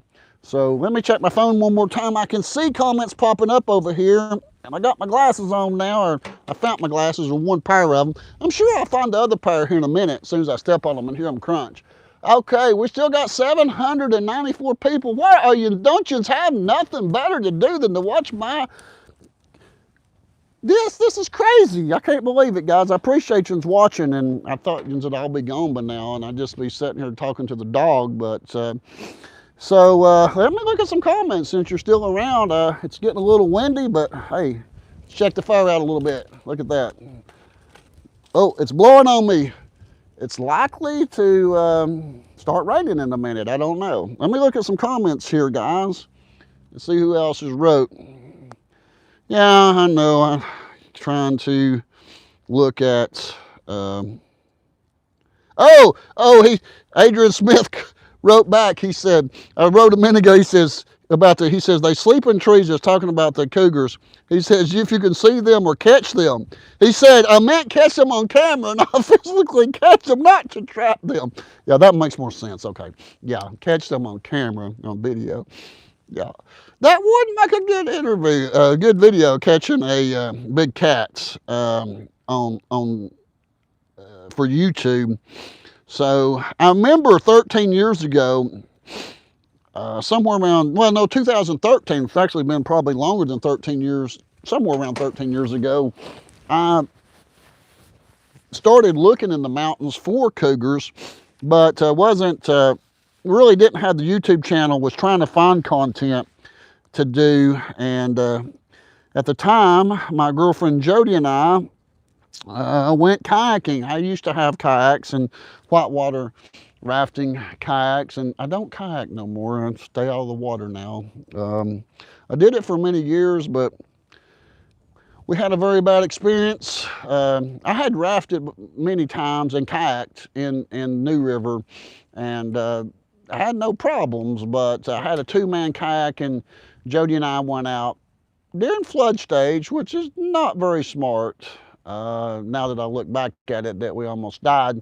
But that series was, we were at that time looking and camping in the mountains looking for the cougars at that time. But we didn't have the, I didn't have the money at that time to buy the equipment I can buy now due to the YouTube channel. There's been a blessing. So we didn't have the video surveillance. We didn't have the things that we can do now financially to track the cougars. But we did, for whatever reason, thought by going down the river and at flood stage that would be fun. But no, we about died. I do have that on video. Probably will never show that to nobody. But yeah, that was a bad experience. Jody had never been kayaking, and she turned us over. Yeah, it was a bad day. It was 52 degrees out, and so, you know, I started, you know, this interest in cougars was something that started a long time ago. It's not just something, hey, I all of a sudden decided that I want to start looking for cougars or whatever. So let me go back to the comments one more time, see if I can find them here. You know, seems like that I should be able to do better than I do here on working these things as gadget giggers, you know. But another channel that I watch, I don't know, I'm gonna look here. Oh, somebody says I'd rather watch this than any series on TV right now. Here's one from Danny Welcher, 4802 or 4801. When I was a kid, my uncle's mule got attacked by a panther, and it hurt the mule so bad that he had to put it down. It also attacked some other people's livestock as well. Saw several years ago. So yeah, when I was a teenager, I was in town and saw a cougar. I told Mom to go home. Just kidding. Not for sure. Okay, she saw Mom and told her to go home. I think he was joking me there on that. That's all right. Funny. It's cold here in Rockwood, Tennessee. Yeah, it's getting cold tonight. It will get cold. Love to watch your live stream camping. Okay, so here's somebody that says they'd like to watch live stream camping. George and Eddie are two cool dudes. Eddie is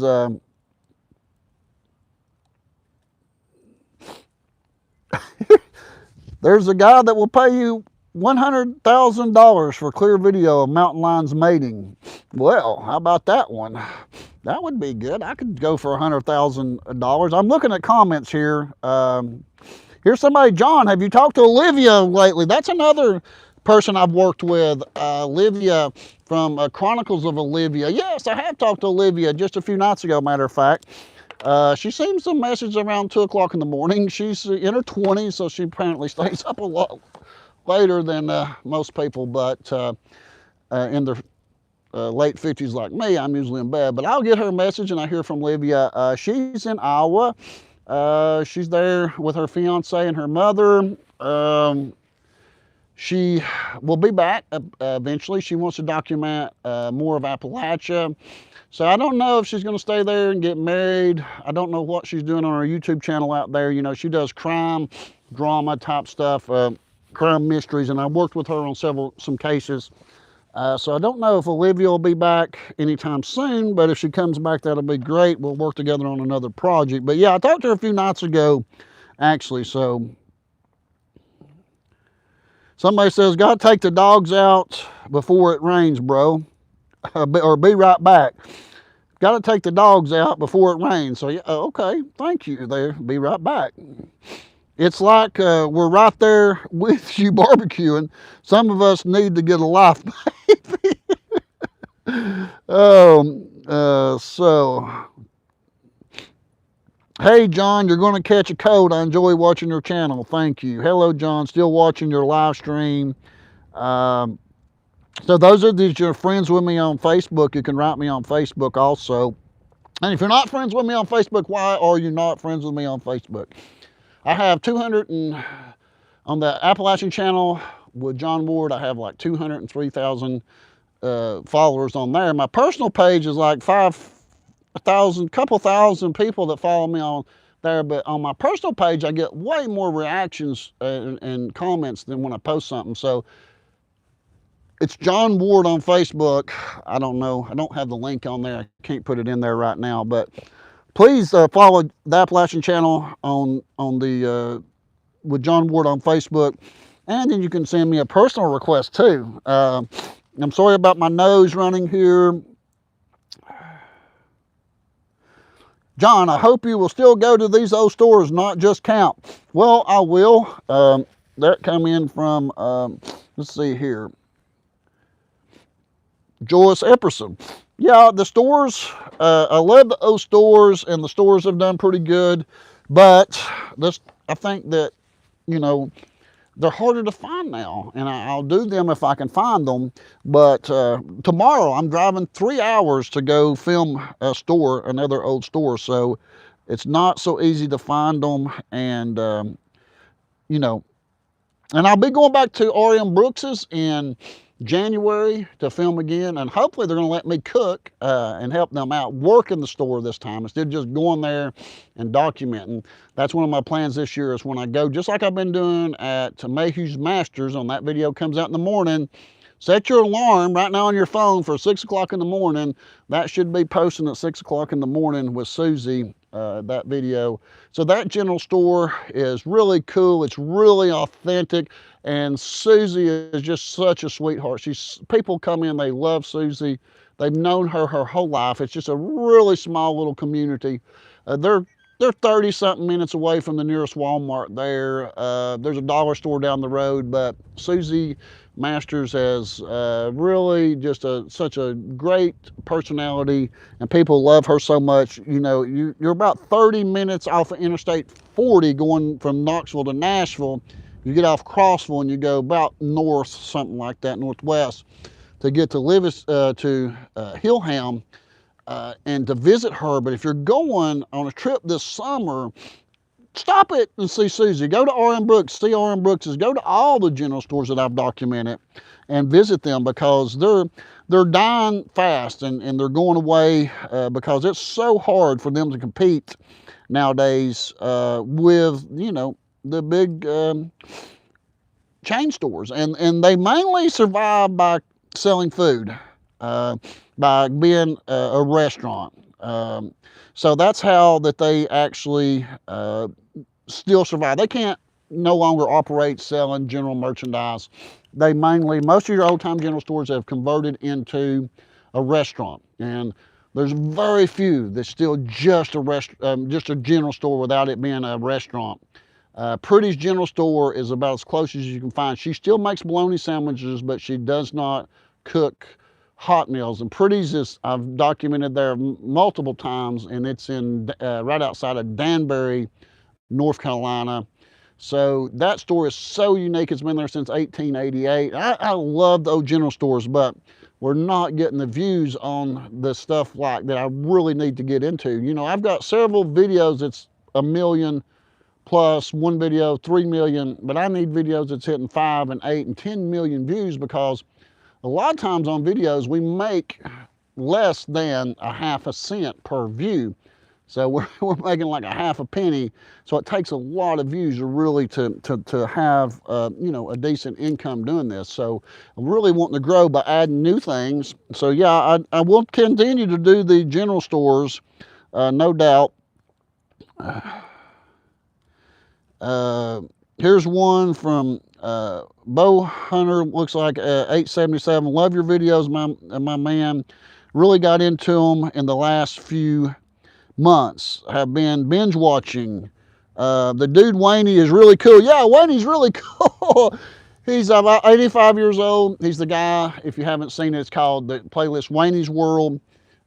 He's got a 1955 Chevrolet Bel Air that his daddy bought new and gave to him in 1957, and he still drives that thing.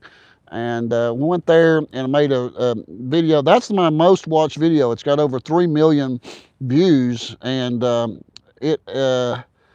and I went back to Wayne's, and I did a lot of things for Wayne as far as working on some of his vehicles. I spent a couple of different trips. I went there, and one trip I stayed for a whole week almost and worked on cars and his property, and some other people came and helped. And hopefully go back and see Wayne. Probably will take my motorhome and just camp on his farm when I go back. But yeah, you're right. Wayne is a cool dude.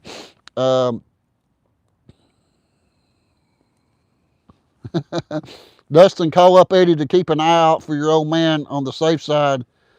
He won't ever know he was there. Yeah, Eddie's I'm gonna get some wood from Eddie. Eddie will be bringing me some firewood. Here's another comment about Olivia. Olivia was a brilliant reporter and very respectful. She still is. Comment says she was.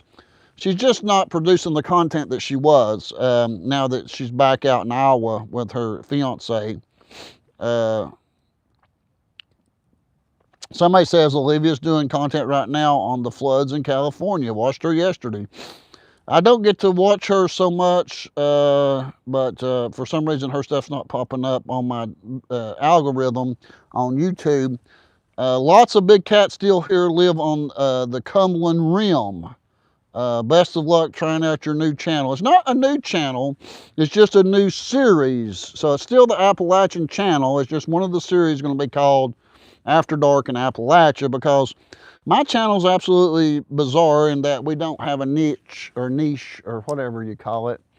I do whatever that comes about.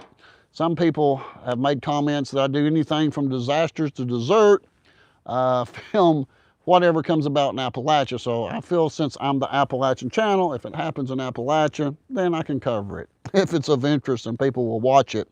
So we're not creating a new channel. We're just adding a new series that hopefully will pick up and do really well for us and help the channel grow. Whatever happened with Ralph's old store? Did they end up doing anything with it? Good question. Many of you know Ralph. He was one of the very first people that I started documenting actually in 2021 on June 2021. I started documenting Ralph until he passed away about a year ago, but might be longer than that now. Time goes by so fast. But asking about Ralph's old general store that we went into and filmed that had been closed for about 30 years. His daughter inherited it. Drop my glasses, try to put them up here so I can keep a hold of them. His daughter inherited that store. He had 6 daughters. They split things up. Frances got the store, and she had the store, the property around the store cleared with a bulldozer. But getting in the store, they lost the keys to it, and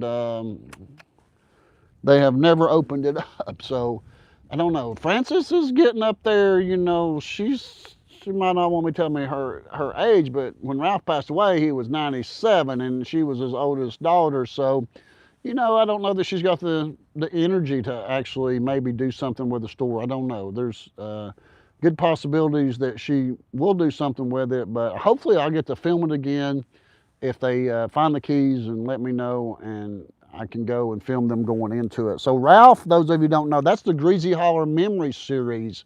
Ralph was such a rascal. You know, when I asked his daughter if I could do a video with him about his store, she asked Ralph. I hadn't met Ralph. I'd saw the store and got a hold of his daughter. Told her what I wanted to do. She said, "Oh, that'd be great. We'd love to have the store documented." She said, "Let me talk to Dad on the talking to him on the phone won't do good. I need to talk to him in person so he'll understand better." And she never got back with me. And I messaged her and I said, "What did your dad say about me documenting him or making a video? You know, I just want to come make a video and tell the history of the store and about him running it." And she said, "Well, you know, Dad, he thought about it and he said no." He said he didn't think he'd have anything to say, didn't know what he would talk about, and wasn't interested." So, you know, I'm like, just getting the channel started and trying to find content was not easy then. Now people tell me about places like the old Pilot Hill store. Somebody told me about that I'll be going to tomorrow, and that's the way I find most of the places is people tell me about different places that they recommend that they've been to and they like or whatever. So Ralph was one of my first videos that was not going to happen at first, but eventually I saw they was having a birthday party for him and invited myself to the birthday party and met Ralph that first day. I said, "I'm just going to come and meet Ralph and see if he likes me." And it was his 95th birthday party, and I took him a picture of John Wayne, and I said, you know, I printed it on the internet and printed on there. It said, from John Wayne, happy birthday to Ralph Robertson, the legend of Greasy Holler. And I gave him that picture and shook his hand and took a picture with him. And I made videos with him for 2 years after that. And really miss Ralph. I know a lot of people miss Ralph, getting a little emotional. But it was, you know, my father passed away when I was in my 20s, late 20s, back in 95. And so hanging out with Ralph was like getting to spend time with my father. He was just up front with you. He just told you the way he liked. He didn't lie about nothing. He just told you the truth. And many people miss Ralph. And he was one of the first people I started documenting and documented him until he passed away pretty much. During the last year or so, he kind of got to where he really didn't want to go out from home.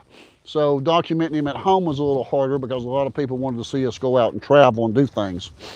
So let me go back here to see this. We still got 766 people. I can see it now watching. So that's just bizarre. It's like 10 o'clock, guys. You need to go to bed. It's like late. Let's see here. I enjoy watching your channel. Great content. Harper's Old General Store.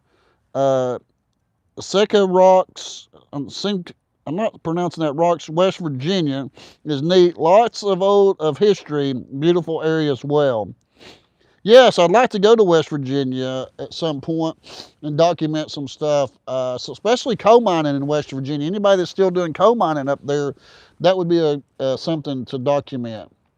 Here's somebody, I miss watching Ralph. He sure could tell some good ones. Ralph was the first video I saw of yours. I ain't tired, laugh out loud. I'm on vacation. Christina Renee, hello from Kentucky. If Bigfoot should happen by, I would give him a beer. Well, I probably won't have no beers with me, but yeah, that might be a good idea if Bigfoot comes by. You know, there's a lot of people into Bigfoot. I'm not looking to document Bigfoot, but if he shows up and on the camera, there we go. Here's another one. What are you going to do if you run into Bigfoot? Well, I'm hoping to document it. That's what I do. Wouldn't that be cool to find a Bigfoot? Hey, I'll be glad just to document a coyote or a bear would be really good. So, you know, anything. Work less and enjoy life is a great channel to watch, somebody says. I love the story about Ralph riding the bicycle drunk. Yeah, that was a good story. We really enjoyed all the we really have enjoyed and are so extremely proud of Dustin. Enjoy seeing him a lot.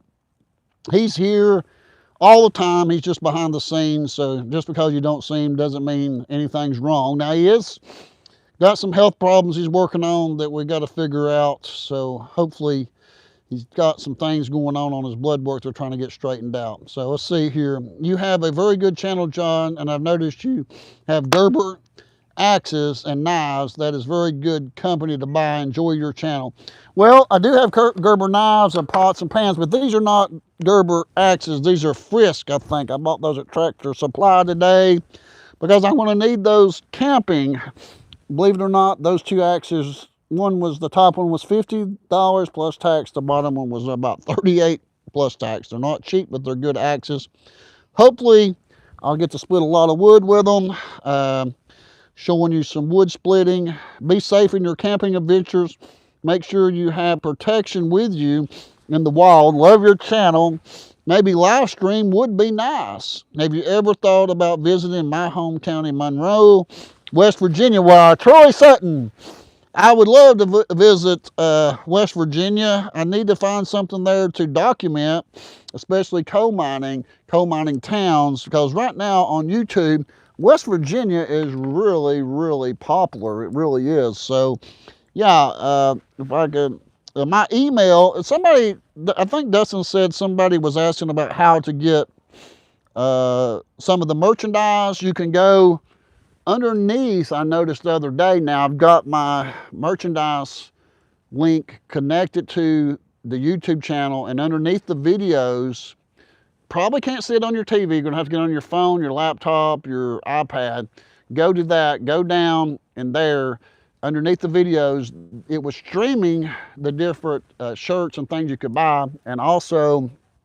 if you just go to the YouTube channel where it's got the information about the YouTube channel, then you go down into that description, and down there there'll be a link for it. So here, look, that's me.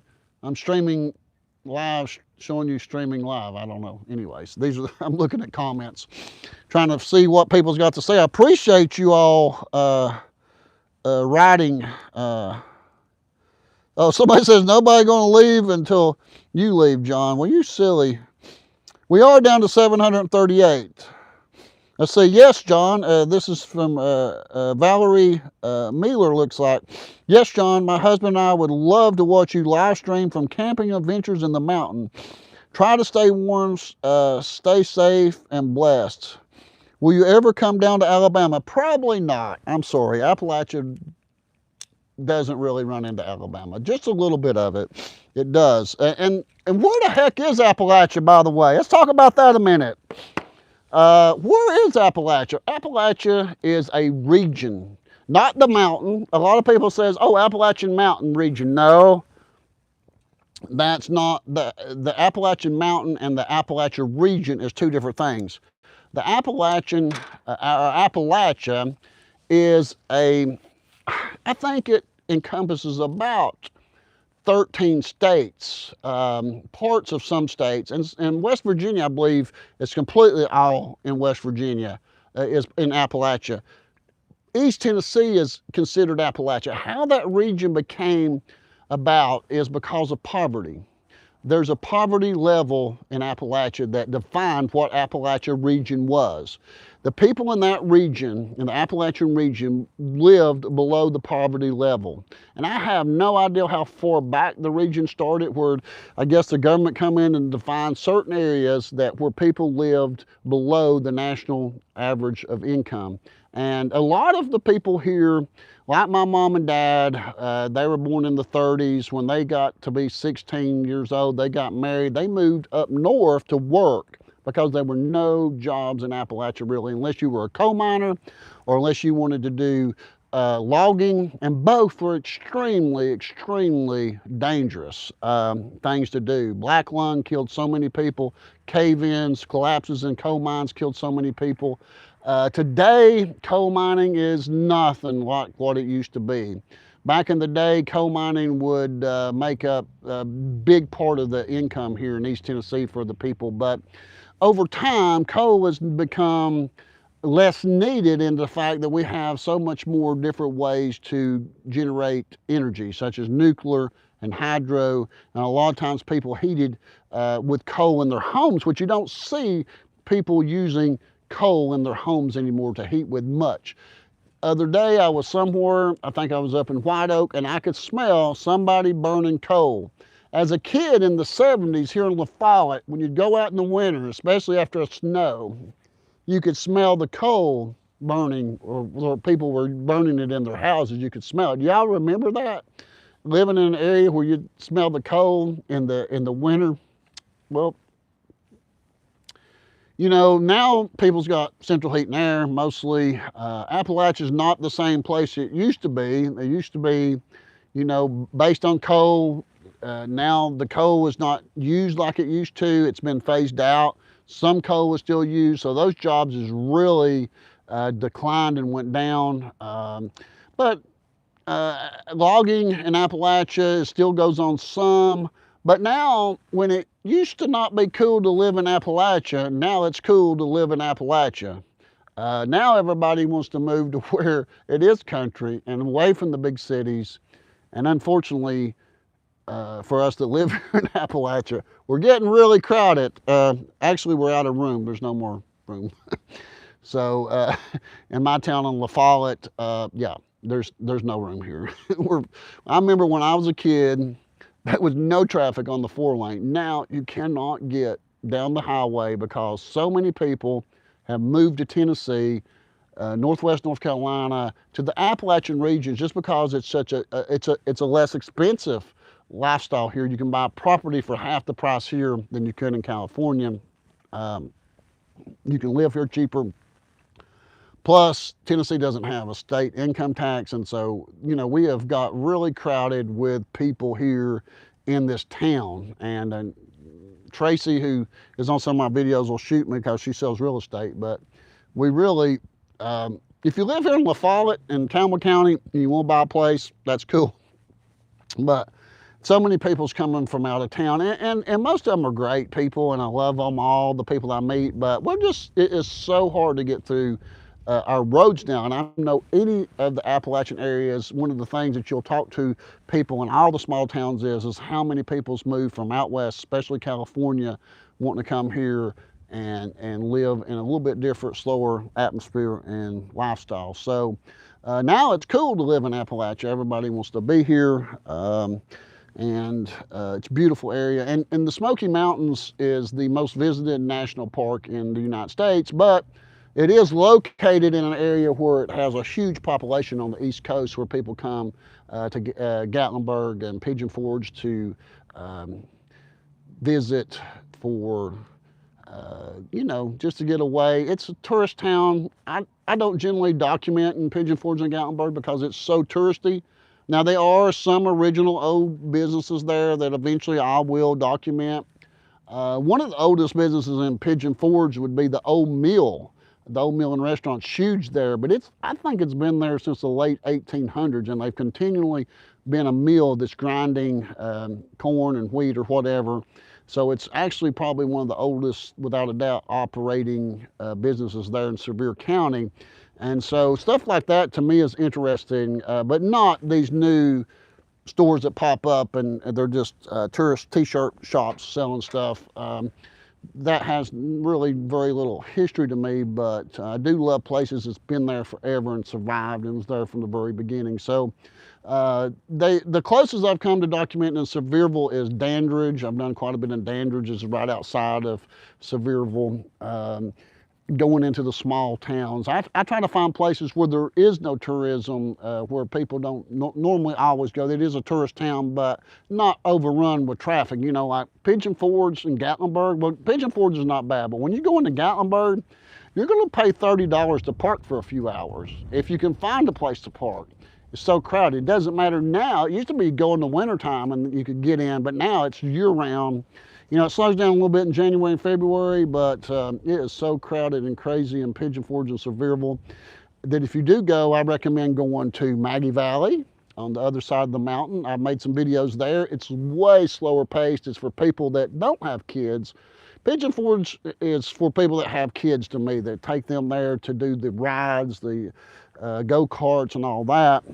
But when you go into Maggie Valley, that's more about just living a simple life, restaurants and some music events going on, antiquing. Also, you have Bryson City that I've never documented, but I hope to go to Bryson City and document. That's on the other side of the Smokies.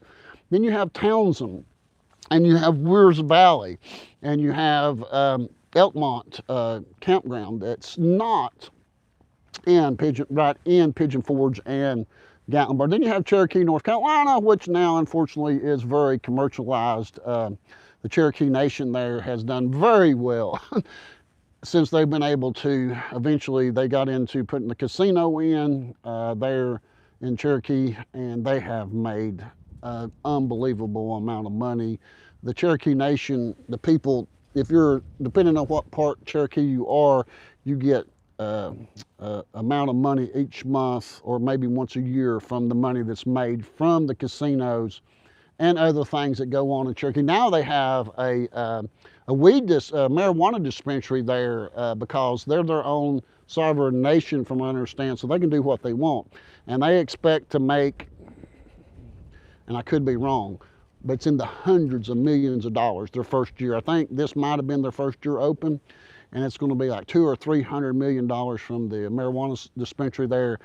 And then you got that huge casino. And so it's really, from when I was a kid and we went to Cherokee, North Carolina, it's really changed. It was little bitty small mom and pop type gift shops and attractions, and now it's mainly the huge casino there going on. So I enjoy going to the places you can relax and you're not having to stand in line for hours and hours. To me, going and standing in line for something is not as much fun as it is if I can go and just walk in and eat. Because if I'm going to go somewhere to visit, I like to be able to find good places to eat and not stand in line and wait for an hour and a half to get a table. Looks like it's getting 10 o'clock here. So it looks like I'm going to look at a few more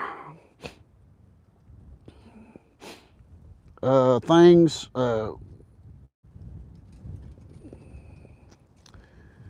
See what we got coming in. Hi John, I hope to see you at the RM Brooks store in 2026. I do both their car shows. I'm there, and then I'll go at random times. Like I said, I'll be at RM Brooks General Store in January filming again. They're kind of like family. We've been there, and they've got a whole bunch of new babies that's being born. I use wood now, would love to have a load of coal to burn with it. Rose Muse. So, you know, even getting coal now, there's not coal yards like they used to be, so she might not, excuse me, might not can find coal like you used to. Getting really windy here in Michigan. Good night, John and Dustin. Keep up the great job on your videos. Love watching all your videos. Going to bed. Good night, everyone. Happy New Year. Excuse me, I'm getting a little cough.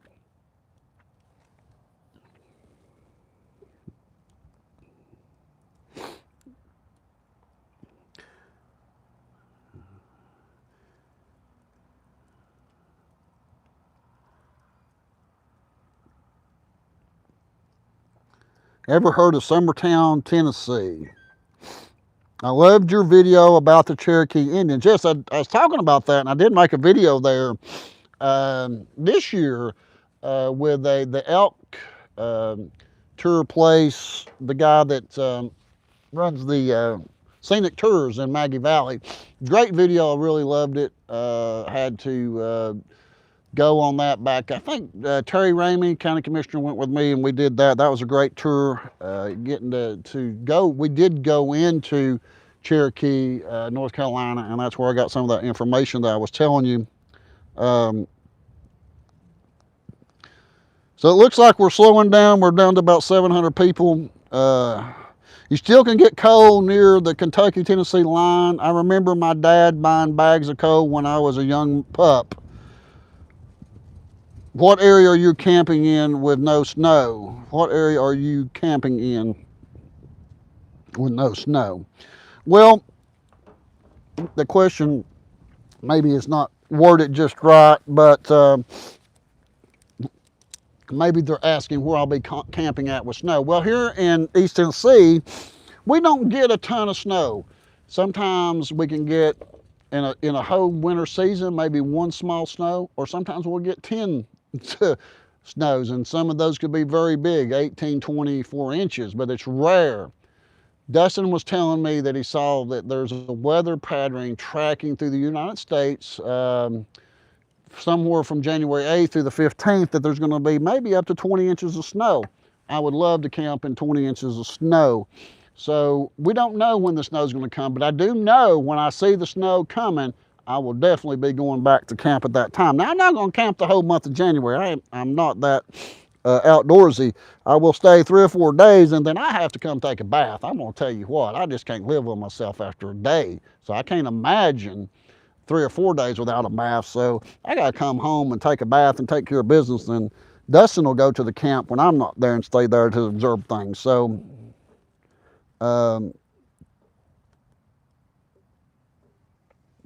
you're so right about pigeon fords. John, you need to do a video on Dinosaur Park in Bluff City, Tennessee when you're going to Johnson City. I've never seen any people of color in your videos.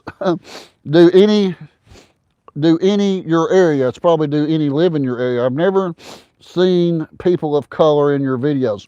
Well, that's a good question, and we get that quite a bit, especially with the R.M. Brooks General Store when people say we don't see any, people of color. But it's the fact that we here in East Tennessee area, we don't have a lot of black folk here.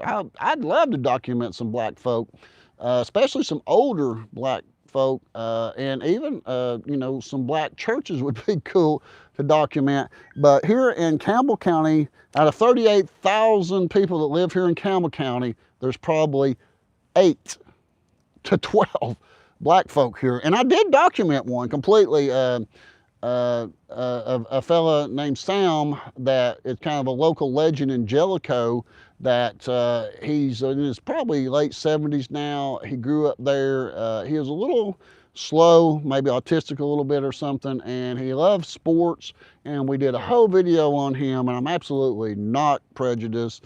I'd love to document some black folk around here. I love how they have church, and I think black women are very attractive, so I have no problem documenting them. They just ain't none around here, so quit calling me racist. I can't help it.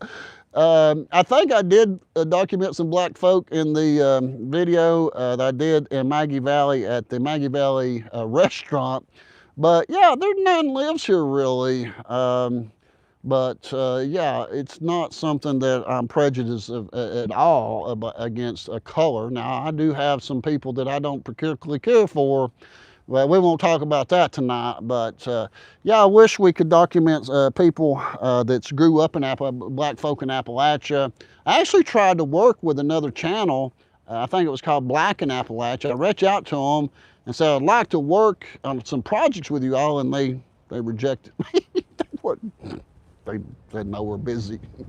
That was their nice way of saying, leave us alone, you crazy white guy. So anyways, I do have a great interest in learning and documenting the history of black folk. And also, one of the big topics was what was called the Melungeons that were in Kentucky, that were a black people that were straight-haired. I don't know, they disappeared. I'd love to do a video on that sometime, but don't know that I can.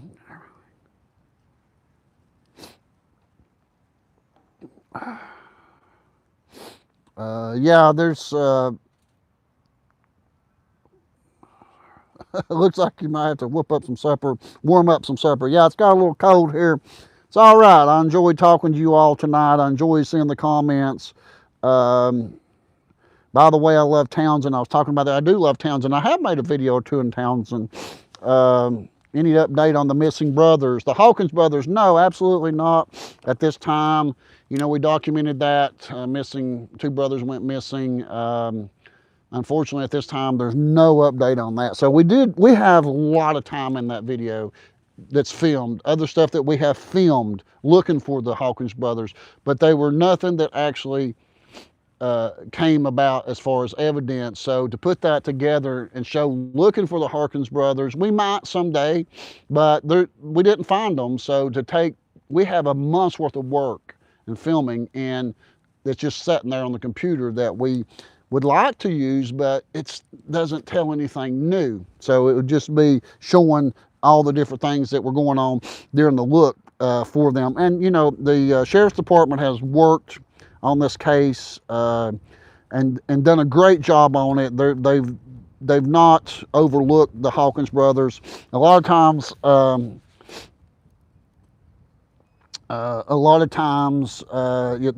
some people would comment that the county, the sheriff's department didn't care to try to find why they went missing. The fact that it was probably drug related, but no, that's not true. The Campbell County Sheriff's Department did all I believe that they could possibly do at this point to try to solve the case, and sometimes cases just go unsolved, unfortunately. In my opinion on that case, I do believe it was drug related, not that somebody killed them looking for ginseng. That's just my opinion after working on it. Who knows? Nobody knows. God knows on that. So we're down to 680. It's 10:14. I never imagined that we would talk this long, but we're going to get ready to cut this off because I got to clean up a mess here, and I think I got a little pee here too. I've been on the phone here talking to you on my iPhone here for a couple, 2 or 3 hours. I think we started at 7:30, and it's almost 10:30, 7:30, 8:30, 9:30, 10:30. Oh my goodness, we went over 2.5 hours here cooking, and it's been great being with you guys, and I love you all so much. I love the comments. My email is in my description. You can email me. I don't put my phone number out so much no more. I did when the channel was smaller, but I don't always have time to sit and talk to people. If you can email me and it's something I need to get a hold of you, I'll send you my number if it's about a project we're working on or something. I get so many calls for people that's just trying to sell something on my phone. I really don't answer it much unless your number is in my contacts. But you can email me. You also can leave messages. You can message directly on Facebook to my personal page or to the Appalachian channel. Or you can, like I said, email. That's johngward1472@gmail.com. John, JOHNGWARD 1472@gmail.com. Email me. I'll get back with you. Some emails go into spam sometimes and I overlook them. So if you sent me an email, I didn't answer it, leave me a comment and I'll go back and look for it. Tell me the name. I have looked over some emails and some comments. I'd love to have an assistant to help me with some of these things that says, hey John, you forgot to do this or you forgot to do that. Dustin stays busy editing. That's not his job. He can't help. He wants to shoot me sometimes because we hit deadlines, and we produce these videos. That's the way we pay our bills. So it's important that we work every day. You know, when I first started the channel in March of 2021, we mainly were just on Facebook until October 2022. Then we got picked up on YouTube. There's some videos that was on there before we got picked up, but we wasn't getting any views on them. You have to get picked up in that algorithm or where they will recommend people to watch. So I'm thankful for the viewers that we got and the views that we do get, but I'd love to see us have a greater reach and be able to reach more people and let people see the beauty of Appalachia. And sometimes I'm learning that they don't always just want to see the beauty. They want to see some of the things that are bad in Appalachia. They like to see some of the towns that was once coal mining towns that are now, ghost towns. So, that's some of the things that I'd like to document, some of the coal mining ghost towns, the towns that are now pretty much defunct, have very little businesses there anymore. No more mom and pop stores, mainly one of the dollar stores there, about it. So not much in some of these stores now that the coal mining's gone. I'd like to go document some of these people and talk to them about how things has changed over the last 20 years with coal mining. So if you are in West Virginia and you can help me with some coal mining stories, or if you go where some big cats are at, let me know and send me an email.